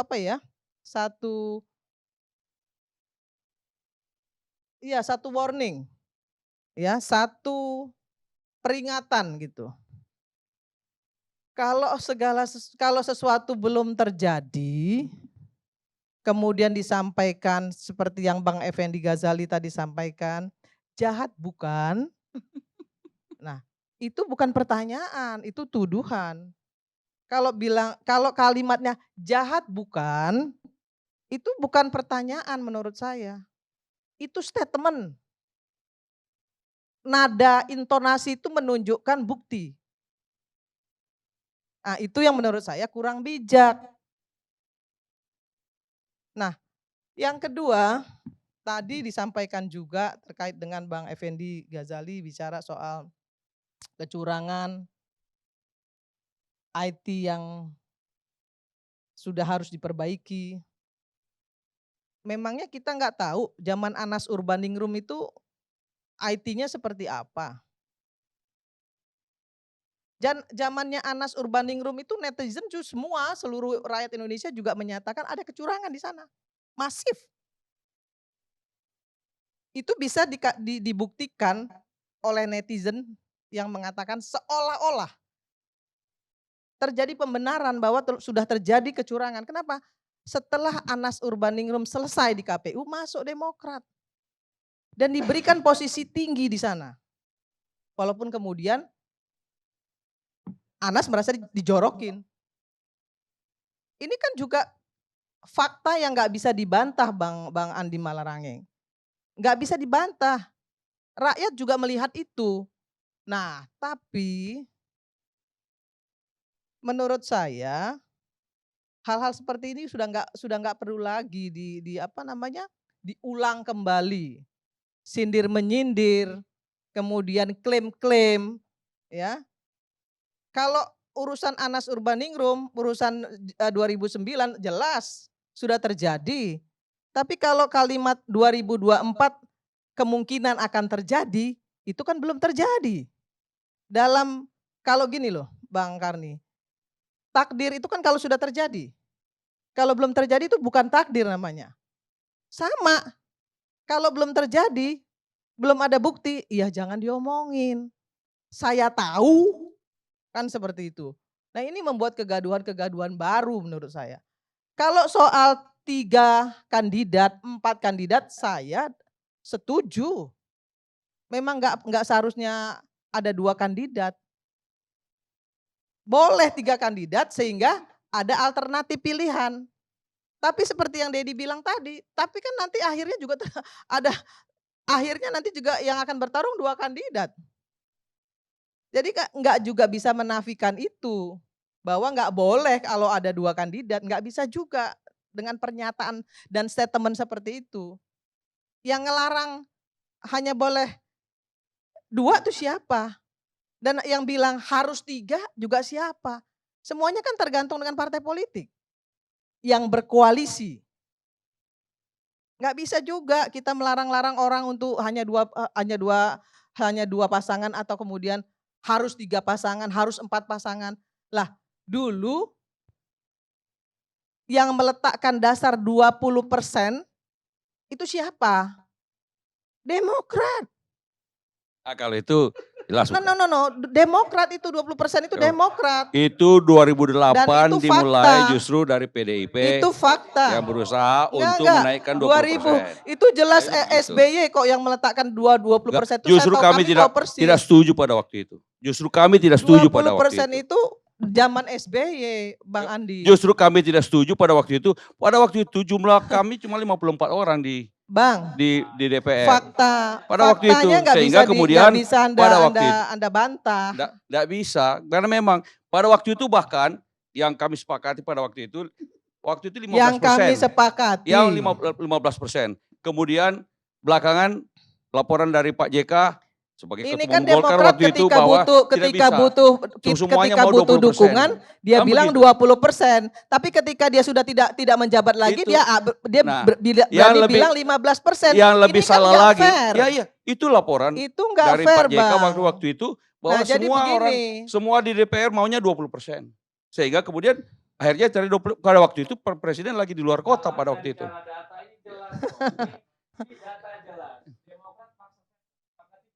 Tahun berapa itu? Tahun berapa itu? Coba beritanya tahun berapa? Tahun berapa? Coba cek tahun berapa itu berita itu. Coba cek tahun berapa itu berita itu. Pasti bukan sebelum 2009. Itu pasti beritanya itu tahunnya. Jadi gini keliru. Nah, ya. jadi tapi kalau bicara soal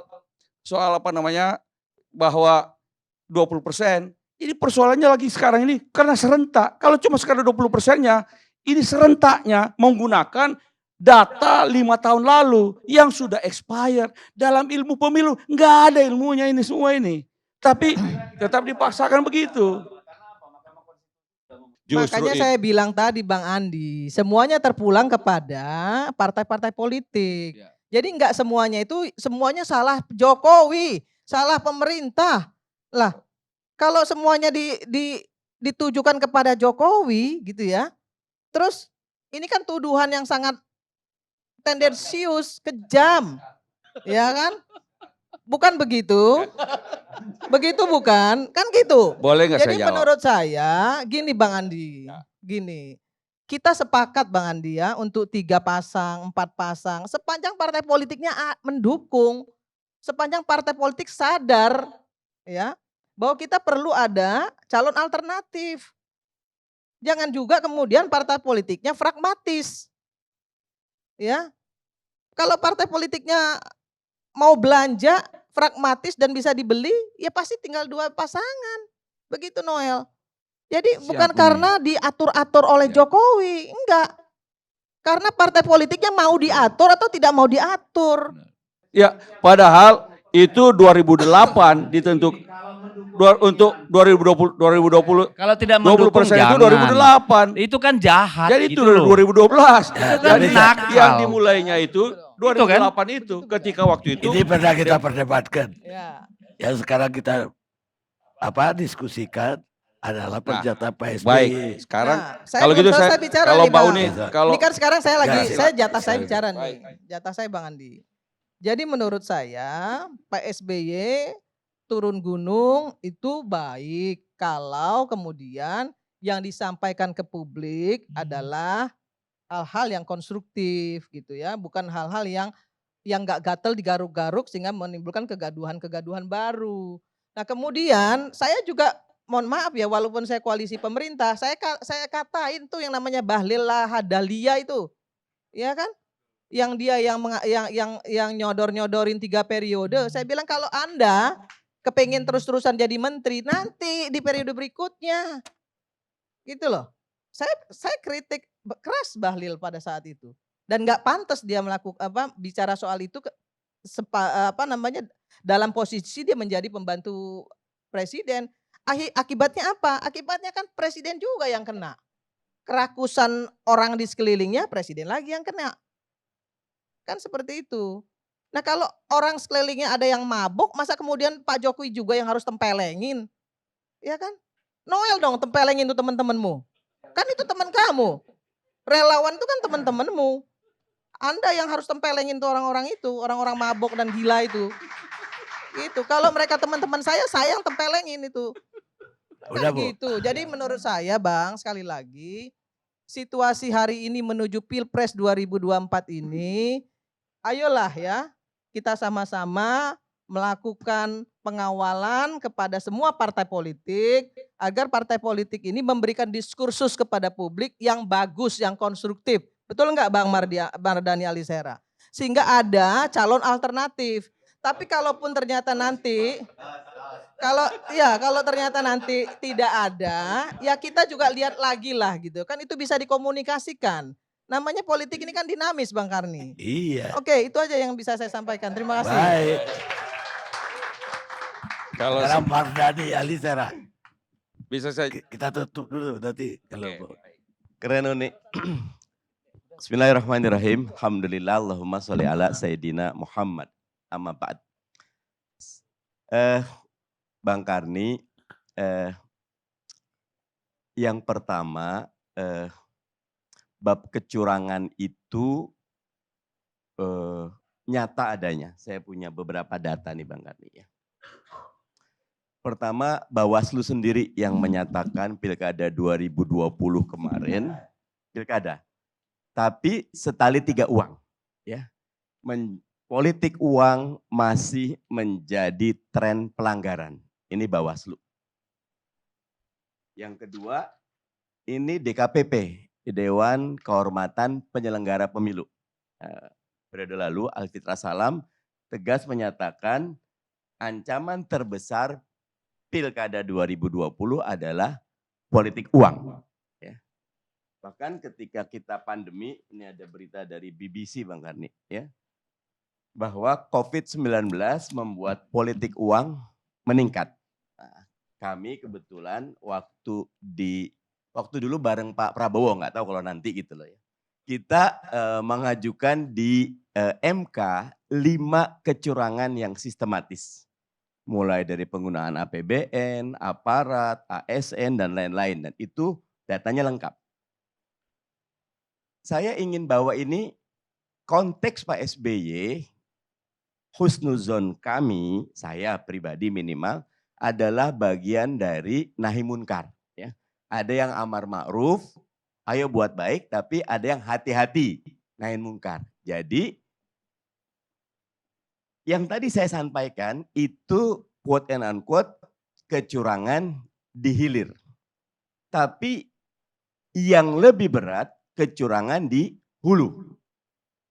Isu yang berkembang ada satu yang sedang diupayakan tidak bisa maju. Kalau bisa dijegal. Kalau ditanya bagaimana kita mengklarifikasi itu, isu itu lebih sulit Bang Karni. Tetapi kita bisa connecting the dot. Gitu loh. Nah, siapa yang berusaha untuk menghalangi satu atau dua, gitu. Sementara yang saya tahu satu, gitu loh, untuk tidak ikut kontestasi, ya tentu mereka yang quote and unquote punya kekuasaan. Saya tidak setuju sama Dedi ketika tadi dibilang, ya Pak Jokowi punya hak. Gitu. Buat saya seorang presiden itu bicara bukan hak dan kewajiban, bukan sekedar pada tataran hukum. Dia harus beyond law. Dia harus bicara tentang etika. Saya setuju sama Noel.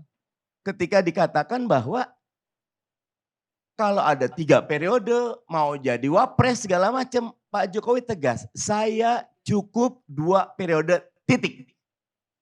Tapi pernyataan yang ada justru ketika musra, ya namanya orang mau punya 3 periode, usul 3 periode, buat saya pernyataan beliau, saya ikut konstitusi, itu masih ada jalan belakang. Karena dengan 82% koalisi, walaupun saya apresiasi PDIP sampai sekarang tegas menolak 3 periode, peluang itu ada. Bahkan ketika pidato kenegaraan kemarin masih ada peluang untuk amandemen. Karena kita ingin memasukkan PPHN, pokok-pokok haluan negara. Yang ketika itu ada amandemen, bukan tidak mungkin kotak Pandoranya terbuka. Bukan cuma poin-poin tertentu, tapi poin 2 periode ini bisa digugat. Karena hingga saat ini kami masih menemukan betapa bahwa gerakan-gerakan di bawah untuk 3 periode masih ada. Kalau tadi Uni Irma bilang Noel yang tempeleng, kalau buat saya ya Pak Jokowi. Karena yang mengangkat Bahlil itu adalah Jokowi. Dan Bahlil bukan bicara sekali, tapi berkali-kali gitu. Sorry. Saya tidak mengatakan soal yang saya suruh tempeleng itu bukan Bahlil. Teman-temannya dia. Relawan. Keliru. Berarti saya salah. Ya. Tetapi Bahlil termasuk yang menyatakan. Enggak gitu, enggak salah. Karena yang mayoritas yang menyampaikan dari awal narasi 3 periode itu, pertama Pak Luhut, kedua Bahlil. Lantas kemudian para proksi-proksinya, itu salah satu kawan saya. Nah itu saya berkali-kali tegur gitu loh. Nah problemnya presiden kan sayang sekali ya. Kita berharap akhir kepemimpinan ini jangan lagi presiden diganggu dengan hal-hal yang sebetulnya remeh-temeh. Karena kita yakin presiden ini fokus dengan tujuannya bagaimana membangun infrastruktur dan masa depan bangsa ini. Nah problemnya para pemabuk kekuasaan ini yang ugal-ugalan, yang gak pernah mau tahu apa yang dikerjakan presiden. Taunya bagaimana mendapatkan kekuasaan dan mendapatkan cuan. Itu yang saya kritik Uni. Saya nggak ngerti ya, kenapa kok kalian itu memaksakan supaya Pak Jokowi itu ngomong berkali-kali bahwa dia nggak mau 3 periode. Memaksakan Pak Jokowi untuk bilang ya bahwa beliau tidak mau perpanjangan. Uni Sudah berkali-kali, enggak, Pak Jokowi sudah berkali-kali bicara. Tapi saya nggak ngerti kenapa harus dipaksa gitu ya. Nah sementara kalian minta Pak Jokowi mundur, Pak Jokowi cuma cukup sampai di sini, ganti presiden dan lain sebagainya, kok boleh gitu loh. Kalau jadi nggak fair. Presiden saat Aku pemilu ini nggak fair. Salah, jadi Uni, jangan nggak salah. boleh Aku juga. pendukung presiden Uni. Aku yang gencar waktu itu melawan Bung Ali Mardani soal 2019 ganti presiden. Saya mobilisasi gerakan 2019 Makanya tetap presiden. saya bilang kalau itu boleh, kenapa kemudian kalau orang lain bicara soal 3 periode kenapa nggak boleh? Uni, Kan kalau soal demokrasi. pergantian presiden itu dilindungi undang-undang. No, Uni. no, Betul. nggak bisa. Dilindungi Uni. Ada Uni dalam juga jangan sampai konstitusi. salah berpikir Kalau ya Uni. 3 periode Uni Irma itu bertentangan dengan konstitusi dan mengingkari Tahu, saya historis tahu. kita Saya bahwa tahu. kita harus batasi Tahu, kekuasaan. dan saya nggak Selalu ada kecenderungan Dan saya kalau tidak sudah 2 setuju. periode Saya power nggak tends to setuju corrupt loh. gitu loh. Saya nggak setuju 3 Setuju, periode. Setuju saya. Tapi kalau orang mau bicara, ya silakan jangan salahin Pak Jokowi. Ya, nggak begitu. Tetapi Uni cara orang-orang berpikirnya, Uni. itu Ya, adalah salahin orang-orang pendukung Pak itu. Jokowi. Gini loh, gini jangan kita Salahin paksakan orang-orang orang itu. masuk dalam kerangka berpikir kita melulu lah. Merasa paling Nggak benar bisa. Noel. Aku Tidak. ingatkan kau lah. Udahlah bahasamu juga terlalu berlebihan kalau menurut saya. Dan Jangan terlalu memaksakan. diulang-ulang. Yang berlebihannya di Seolah-olah mana? kamu Enggak, selalu berlebihannya orang di mana? benar. Enggak, pilihan diksimu dari tadi saya Enggak, lihat. enggak, terlalu berlebihannya ini. di mana? Begini, jelas yang disampaikan oleh Uni tadi. Bahwa kalau orang bisa minta sebelum pemilu, sesudah pemilu bilang turunkan presiden. Lalu orang bilang 3 periode sampai mati. Emang apa salahnya? Salah Orang gimana? Enggak ada salahnya itu. Aduh, Gini loh. Dad, kita Gini, itu bicara pendapatmu nih, nih, harus saya ngelawan setuju. Orde Baru Dari salah mana, satu yang membatasi Noel? kekuasaan eksekutif. Bedakan Kemudian antara kita kata-kata dengan mewacanakan tindakan. itu. Enggak, masih Bedakan. ngawur cara Loh, berpikirmu, tidak. Dad. Pahami konteks satu masalah. Baik, Kalau baik, anak baik. kecil di pinggir jalan minta. bilang 10 periode, emang Saya minta. salah. Saya Yang minta. ngomong tuh Yang bukan anak salah kecil. itu Nah, adalah gini, tindakan mungkin politik. Dedi memposisikan dirinya anak Tindakan kecil. politik. Bang Tidak. Karni, Mungkin saya belum berpikirnya selesai, begitu. Bang Karni. Kalau itu mungkin kita iyakan Yang deh. salah Oh, itu iya. cara berpikirmu. Jatahnya saya sekarang. Jangan dong. Berpikirmu Jangan yang saya. salah. Ketika Oke. bicara demokrasi, kita tidak bisa memanjakan pikiran orang, Bos. Benar. Yang tidak boleh itu adalah tindakan melawan hukum. Tapi yang kita Loh, nggak batasi, tapi. ada Ya, batas-batas sampai di dalam situ. demokrasi. Tidak, Tidak enggak begitu lah. sebebasmu. Kau kayak guru demokrasi aja, Gimana belajar cara demokrasi berpikir gimana demokrasimu? sih? Ah, Ya, Udahlah. cukup. Jatahnya Cukup. saya ya, izin Bang Ya. Karni. Kenapa saya selalu tegas meminta Pak Jokowi sebagai kata penutup? Karena beliau kepala negara, bukan cuma kepala pemerintahan. Sebagai kepala negara, Dan beliau itu harus sudah 5 menjaga kali beliau ngomong konstitusi. di publik. Menolak 3 periode. 5 kali di publik saya catat. Eh, Masih kurang. Saya dapat dengar Kebebasan berpendapat Bedakan itu dilindungi dengar. hukum. Rumor Nanti bisa katanya dibuka tidak. bahwa Nggak saya bisa. ikut konstitusi. Presiden 5 kali menyatakan menolak. Saya ikut Ya, konstitusi 5 kali beda menolak. dengan Lah, ya, saya terserah 2 dong. periode Konstitusi titik. loh, masa kita ngatur apa Beda. yang mau dikatakan presiden? Bukan 5 ketika kali dia beliau katakan 2 mengatakan- periode titik, itu dia taat dengan konstitusi. Dia paham ruh Sudah. konstitusi. Oke. Sudah Oke. 5 kali presiden Oke, menyatakan cukup. saya Presiden menolak. itu sudah berkali-kali. Saya Kita menolak. penting Bahkan sekali seminggu yang lalu juga membawa ngomong. Pak Jokowi kembali ke jalur konstitusional. Karena Oke. negara ini punya banyak masalah. Memangnya Kalau Pak presidennya Jokowi, memangnya muter- Pak Jokowi minta 3 periode. Pak Ya. Jokowi jelas mengatakan dia tidak menolak 3 periode loh. Di pertemuan musra beliau Dia menyatakan bilang terserah kalau ada orang yang mau mewacanakan seperti itu. kata-kata presiden seperti itu nggak adalah ada. angin segar. Loh, mau angin Kita segar, jangan lihat angin segar itu sebagai bagus. Kalau pribadi, angin tapi busuk, nah beliau itu baru nggak itu bagus. presiden. Oke, saya tutup Nggak ya. bisa. Nggak bisa Saya kalau Nggak tutup. bisa, presiden penjaga moral, nggak bisa melarang penjaga orang bicara, kompas, nggak boleh melarang harus orang punya bicara. etika. Anda melanggar hak Tidak asasi bisa. manusia. Gitu. Melang-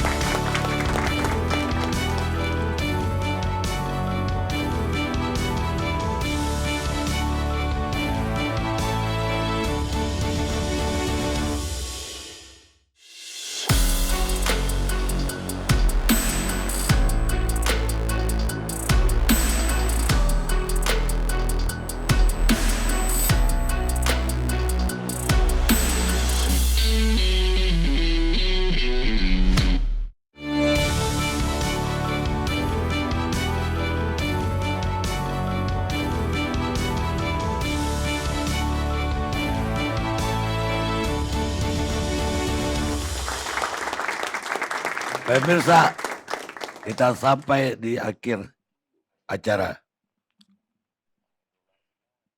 Dalam hukum, seorang dinyatakan bersalah kalau dia terbukti merampas hak orang lain misalnya. Tapi dalam etika, dia sudah bersalah walaupun hanya sekedar punya pikiran dan punya niat untuk melakukan itu. Immanuel Kant, filosof kita Emmanuel. Karena giliran Maman Abdurrahman. Akhirnya, apa yang mau saya sampaikan Pak Karni? Udah habis dimakan sama beliau-beliau ini sebenarnya. Koalisi yang lain.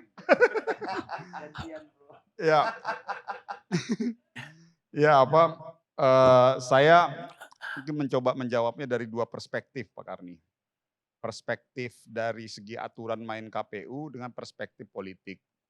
Kalau perspektif aturan main KPU, tapi sebelum saya lihat dari dua perspektif itu, saya mau sampaikan ini dulu. Sebetulnya yang disampaikan sama Pak SBY itu nggak ada bicara masalah praktek-praktek kecurangan dan lain sebagainya dalam konteks teknis ya. Teknis penyelenggaraan pemilu nggak ada. Tapi justru yang mau disampaikan oleh Pak SBY bahwa kalau dua pasang itu berarti tidak jujur atau tidak adil. Artinya sebetulnya poinnya itu aja. Kalau yang saya nilai dari apa yang disampaikan oleh Pak SBY. Jadi saya fokus pada hal itu aja. Nah saya mau sampaikan dari sisi aturan main KPU, secara aturan nggak ada yang melarang. Artinya mau satu pasang kandidat, mau dua pasang kandidat, tiga pasang kandidat, atau 4 pasang, 5 pasang sekalipun, bukan barang haram. Nah ini kan cuma tinggal permasalahan kepiawaian komunikasi politik yang di tiap-tiap partai untuk membangun koalisi.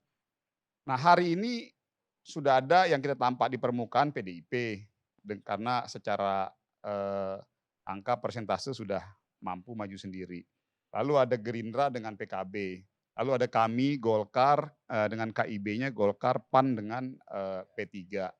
Lalu terakhir yang saya juga nggak tahu nih apakah pasca malam hari ini terlihat tadi apakah tetap berlanjut atau enggak, ya itu monggo lah, silakan kenal teman-teman Nasdem, Demokrat, dan PKS. Jadi artinya maksud saya, ya ini tergantung kepiawaian komunikasi politik masing-masing tiap partai. Nah itu dari sisi aturan. Tapi dari sisi politik praktis, kalau yang saya lihat Pak SBY ini ya ini adalah bagian dari gimmick politik yang harus dibangun oleh setiap orang. Sama halnya seperti saya, kalau melihat ini dalam perspektif politik praktis, ya udahlah biasa aja masing-masing melakukan manuver politik. Jadi sama kayak misalnya saya kayak nonton film Tom and Jerry, Pak Karni.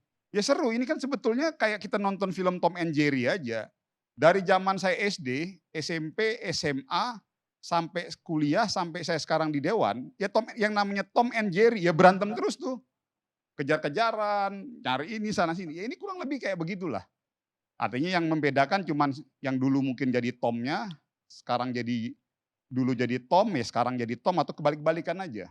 Jadi kurang lebih kayak begitu kita melihat kontestasi, situasi yang terjadi, statement Pak SBY. Artinya dalam perspektif politik praktis bagi saya, bagi kami di Golkar, ya bahwasanya pasti di internal kita juga ada beberapa yang melihatnya dari macam-macam ya. Tapi kalau saya ngeliat ini seru-seruan lah, ya anggap aja ini pemanasan politik gitu ya. Jadi ya apalagi kita mau ngomong apa, kita untuk apa kita harus mesti mempermasalahkan situasi yang setiap orang kan punya cara dan gaya dalam melakukan manuver-manuver politik.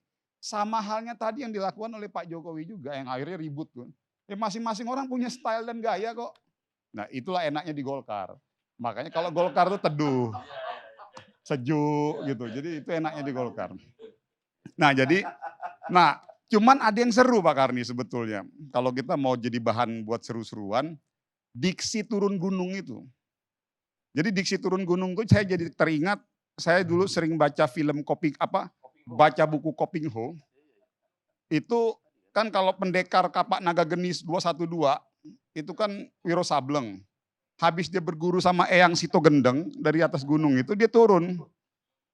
Jadi kurang lebih kayak begitu tuh jadi serial kesannya. Jadi saya melihatnya ya ini betul-betul sebagai sebuah seru-seruan politik yang menurut saya siapapun dia ya berhak melakukan manuver. Nah kembali lagi saya harus sampaikan bahwa yang mungkin, saya sebenarnya setuju tadi bahasanya Mas Dedi. Ini untuk menjawab semuanya biar kita nggak usah terlalu ini. Karena pada akhirnya juga akan dua pasang. Gitu. Jadi kalau tadi narasi yang dibangun, bahwa dua pasang itu berpotensi terbangun sebuah polarisasi politik ataupun pembelahan politik, toh pada akhirnya nanti akan ada pembelahan politik juga. Beda man, Iya, beda. bentar Mas. Artinya apa? Kalau tadi kita melihat dari sisi itunya. Nah, yang jadi tanda tanya kita sekarang, pertanyaan besarnya adalah, ya nggak usah jadi pada kebakaran, ya pada akhirnya ya bangun aja koalisi masing-masing. Misalnya ya sekarang Nasdem dengan PKS, dengan Demokrat, ya monggo dirajut. Seperti apa? Ya jangan belum koalisi udah pada berantem gitu loh maksud saya. Nah, ini Ya akhirnya nggak jadi-jadi. ini gitu. nggak berantem, Oh, topiknya enggak ya? beda. Oh, beda, Topiknya baik. Ada beda. tempatnya masing-masing. Oh ya ya. Oke. Topiknya beda. Oke, Ini amin. konteksnya saksinya nggak ada yang beda. berantem. Nggak ada yang berantem ya? Tidak ada Iya. sama sekali. Ini sangat damai malam ini. Ini sangat damai. Oke, makasih, Loh. makasih. Tepuk tangan. Kita Ya, jadi- kita kompak ya Bang. Oh, kompak. Kalau beliau memang masih dalam koalisi, punya perspektif Pak Jokowi dijagain. Kalau saya ingin jagain Pak Jokowi dalam konteks check and balance. Oke, Jadi oke, sama. oke. Makasih. Ya pokoknya kita inilah. Artinya gini, sekarang bagi saya tidak menutup kemungkinan juga Pak Karni. Ke depan potensi koalisi ini kan semua dinamis ya. Jadi ya bisa aja nanti kita koalisi dengan bergabung dengan Demokrat atau juga Nasdem ke sini. Jadi saya pikir kita tidak mau masuk pada konteks yang terlalu akhirnya membelah, menjadikan narasi yang dibangun yang dimunculkan oleh Pak SBY ini akhirnya kita terlalu masuk pada pembelahan positioning di sana dan di sini. Jadi bagi kami di Golkar hanya melihatnya adalah ini adalah bagian dari sebuah proses dinamika politik yang sah-sah saja terjadi menjelang 2024. Ya yang penting ya kita selalu doakan aja Pak SBY sehat selalu kan gitu. Amin, amin, amin. Terima kasih. Bang Karni sedikit. Itu yang tadi saya maksud. Kalau Pak SBY hanya mengatakan ada upaya supaya 2 pasang calon, itu politik, tidak masalah. Tapi ketika dikatakan bahwa konon ya akan curang, tidak jurdil, itu konsekuensinya hukum ketatanegaraan, Pak. Iya, yang di Legitimasi pelaksanaan pemilu. Yo. Dan pemilu itu tidak hanya pilpres. Pak Pileg, pilkada, dan semua. Ini kan harus kita jaga gitu loh martabatnya. Pak Karena SBY sudah tidak pernah berbicara bilang pemerintahan curang, kekuasaan. bilang bisa tidak jurdil. Jika, nah, kan begitu. Jika, Konon, ada konon. ya juga. konon Nah. bisa tidak jurdil jika ada upaya-upaya Ya. untuk melakukan Ini mengatur-ngatur udah siapa. kita ngomong Jadi, yang ya paling udah tuh. terakhir Pak Karni masih juga dipotong. Coba. Inilah. Oh iya, enggak. Tapi tetap tidak yakin. Artinya jangan terlalu memandang itu yakin. Saya berbeda dengan Uni Irma di situ. Kan pertanyaan itu jahat bukan gitu. Itu artinya tidak yakin. Enggak yakin. Jadi jangan dianggap yakin, jangan dianggap yakin. Kalau saya beda. Kalau intonasinya jahat bukan, nah itu berarti iya. Enggak. Ya kan orang kan punya persepsi masing-masing. Enggak. Tapi ginilah, Kalau tapi orang ginilah. bertanya dengan Tapi niat gini, Bang baik, Effendi. antisipasi. Bang Jahat Effendi. bukan kalau begitu gitu. Sebentar ya Bang Ya. Effendi. Kami sedang membangun koalisi. Ya. Kita butuh 3 calon. Amin. Setuju Bang? Setuju. Nah udah, selesai kan? Jadi nggak usah ribut-ribut lagi lah. Oke. Oh. Ya, gimana Pak Karni? Justru saya mau tanya Golkar. Ini KIB nasibnya gimana setelah Itu lebih penting. Itu lebih penting. Itu bisa dalam itu. Itu Itu bisa lebih penting. dalam itu. Ya, Itu gimana? pertanyaan nakal itu. setelah ketua umum P3 Iya. itu dikudeta atau diganti lah. Enggak ada masalah, kayak asik-asik aja. Justru kan Pak Mardiono memang pihak yang memang ditugaskan oleh P3 untuk sebagai koordinator dalam komunikasi politik di KIB. Jadi sebetulnya itu dinamika di internal P3, tapi dalam konteks secara keorganisasian P3 masih pada posisi solid dengan KIB sampai hari ini. Kalau begitu apa Soeharto yang tidak serak dengan koalisi Enggak ada Pak Karni, ini murni atau dia punya sorry calon ya, mohon lain? maaf, saya juga sebetulnya nggak punya kompetensi untuk ikut menilai internal. Yang terpenting bagi kami, kesepakatan terakhir pasca dinamika di internal P3 bahwa KIB tetap solid. Nanti lihat aja, nanti kan sebentar lagi kita mau HUT Partai Golkar, ya kita lihat aja nanti. Kita akan berikan pertontonan yang sangat menarik lah buat bangsa dan negara ini. Kalau kami itu begini Pak Karni, kami itu, nah tapi ini saya sebetulnya kepengennya, kalau dari apa yang terjadi di Rapimnas, sejujur-jujurnya saya lebih seneng kalau dikomparasi antara Pak SBY statement dengan Mas AHY, sebetulnya saya jauh lebih tertarik statementnya Mas AHY itu jauh lebih konstruktif. Artinya kalaupun kita mau berdebat nih, kita mau tempur, kita mau berdialektika, kita mau berwacana, lebih baik kita dialektikanya tentang program, tentang ide, tentang konsep. Artinya perdebatannya jauh lebih konstruktif. Masyarakat bisa langsung lihat komparasinya. A atau B, barat atau utara gitu loh. Nah ini yang sebetulnya mau coba kita dorong, narasi-narasi kayak begini, daripada kita hanya sekedar memperdebatkan urusan turun gunung, mabok, segala macam. Kan kayaknya, nah kalau teman-teman tadi mau bicara mengenai BBM, bicara tentang infrastruktur, itu jauh lebih menarik sebetulnya. Kami siap kayak untuk begitu. Jadi artinya maksud saya, kalau kami dari Golkar sebetulnya lebih tertarik mendorong wacana yang kayak seperti itu, Pak. Baik. Sekarang giliran Wakil Ketua Umum Partai Gelora, Fahri Hamzah. Baik, terima kasih. Assalamualaikum warahmatullahi wabarakatuh. Bang Karni, saya sebenarnya ingin mengajak melihatnya itu dalam perspektif yang lebih besar ya. Bagaimana kita bisa sampai di titik ini gitu. Sebagai peradaban manusia dan juga tentu sebagai bangsa. Sebab kadang-kadang kita nggak sadar kalau membaca judul dialognya, perang sudah mulai, memang pemilu itu adalah perang sebenarnya. Karena ini kan turunan dari dialektika umat manusia. Dulu itu perebutan kekuasaan itu bersenjata. Gitu. Lalu muncullah peradaban demokrasi yang mengesahkan pemilu adalah jalan kita atau jalan baru dari peperangan merebut kekuasaan. Tapi orang tuh lupa bahwa memang pemilu itu ada perangnya. Gitu. Dan dalam perang itu ada tipu dayanya. Jadi tipu menipu itu dalam pemilu itu memang begitu. Ya, makanya kalau kita menyesalkan adanya kecurangan dan tipu menipu dalam pemilu itu salah kamar itu. Ya. Memang itu dulu yang harus kita terima. Nah, cuman beda perang antara pemilu, kita mengupayakan agar perang itu sedamai mungkin karena tidak ada darah, tidak ada senjata di situ. Dan kita meregulasi dalam satu perspektif bahwa pemilu itu hanya relevan dalam masyarakat demokrasi, dalam negara demokrasi. Karena kalau dalam negara tidak demokratis itu pemilu itu kan sebenarnya bohong-bohongan saja. Tapi dalam negara demokrasi itu pemilu itu memang satu kesepakatan yang jujur di antara kita semua untuk merebut kekuasaan secara damai. Sebenarnya menarik kalau dalam abad modern sekarang ini kita melihat masih ada perang. Perang dalam pengertian yang berdarah-darah ya, seperti sekarang terjadi antara Ukraina dengan Rusia misalnya. Itu ada regulasinya. NATO nggak boleh terlibat ya kan.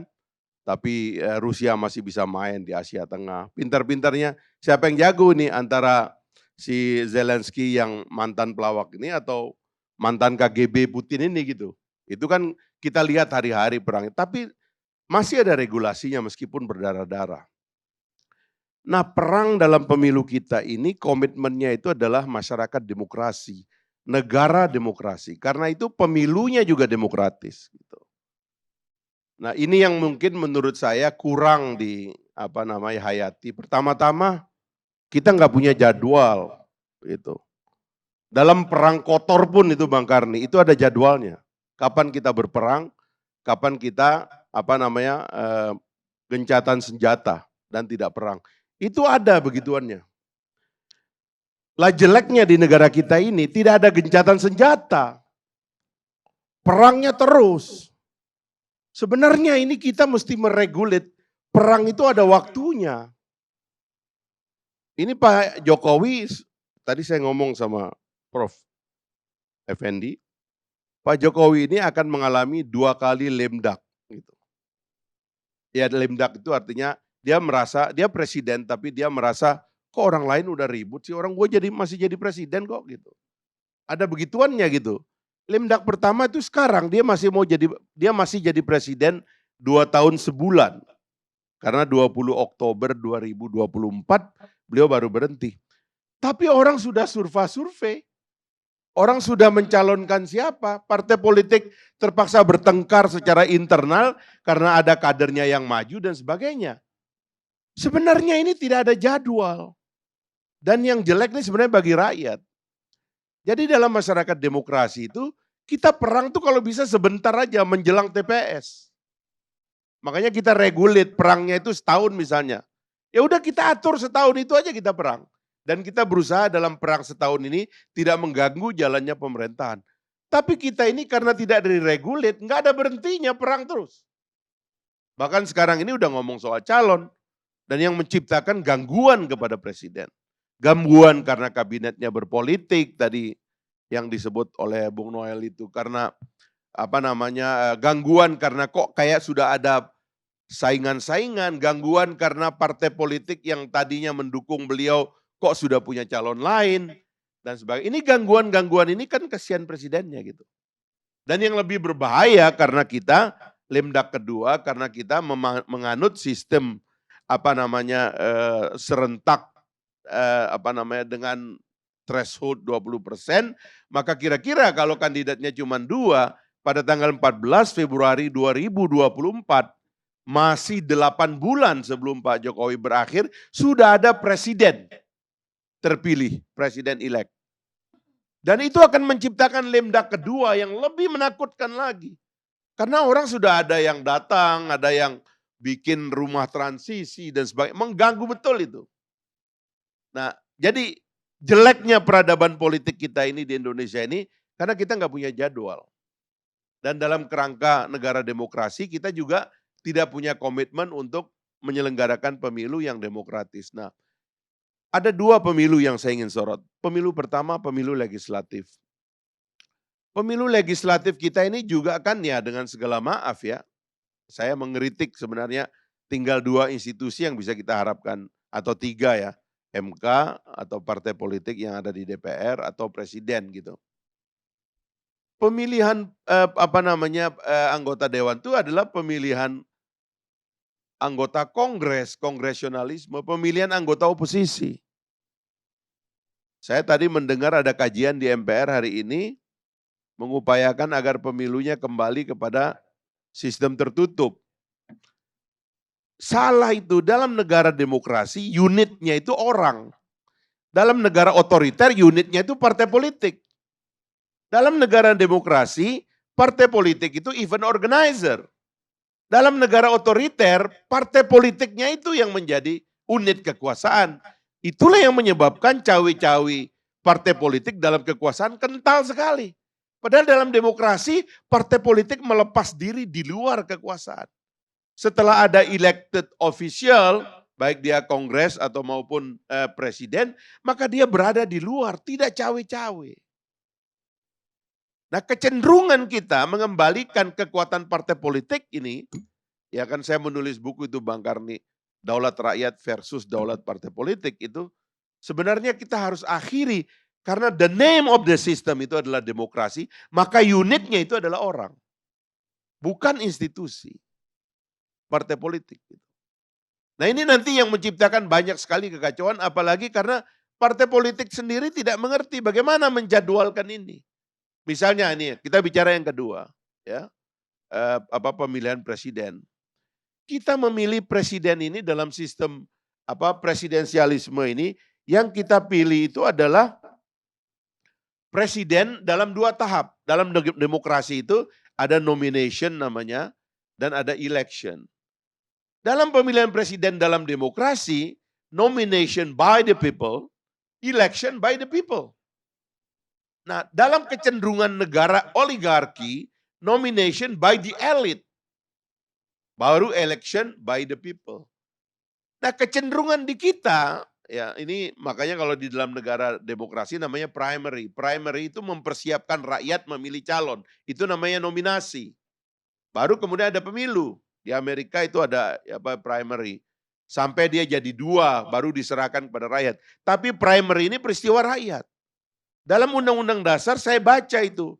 primary itu karena di dalam Undang-Undang Dasar mengatakan orang itu hanya bisa menang satu putaran apabila dia mendapatkan popular vote 50% plus 1 atau electoral vote berbasis provinsi 50% plus 1 dengan rata-rata suara 20%. Itu adalah primary. Dalam sistem kita seharusnya konstitusi mengatur primary. Maka sebenarnya tadi kalau ada keserempakan, maka tidak boleh ada threshold. Kalau ada threshold, maka tidak boleh serempak. Kita kejar nominasi dulu dengan memilih partai-partai yang akan mencalonkan, baru partai mencalonkan.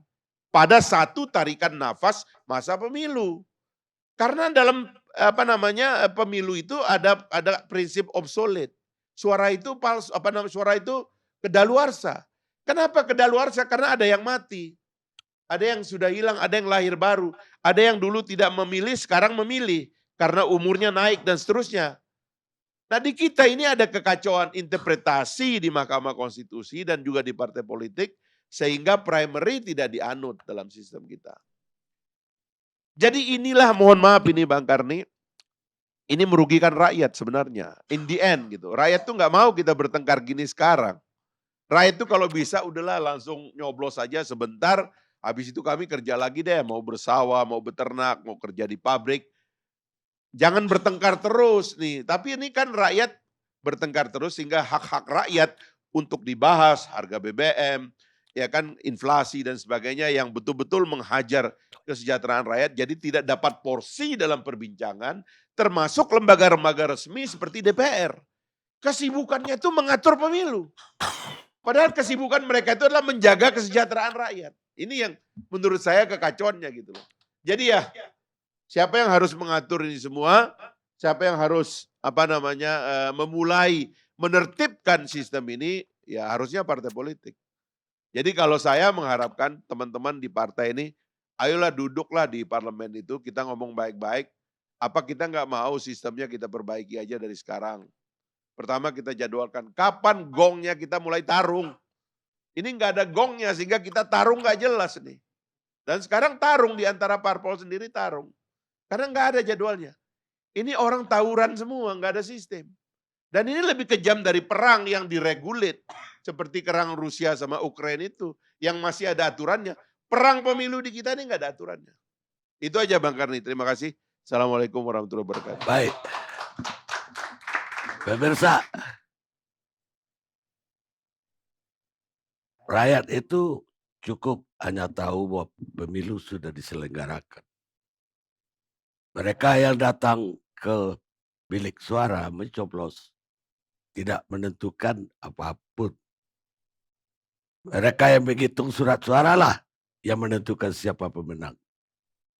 Boris Bazanov, Sekretaris Yosef Stalin, pemimpin Soviet. Kita ketemu LC yang akan datang.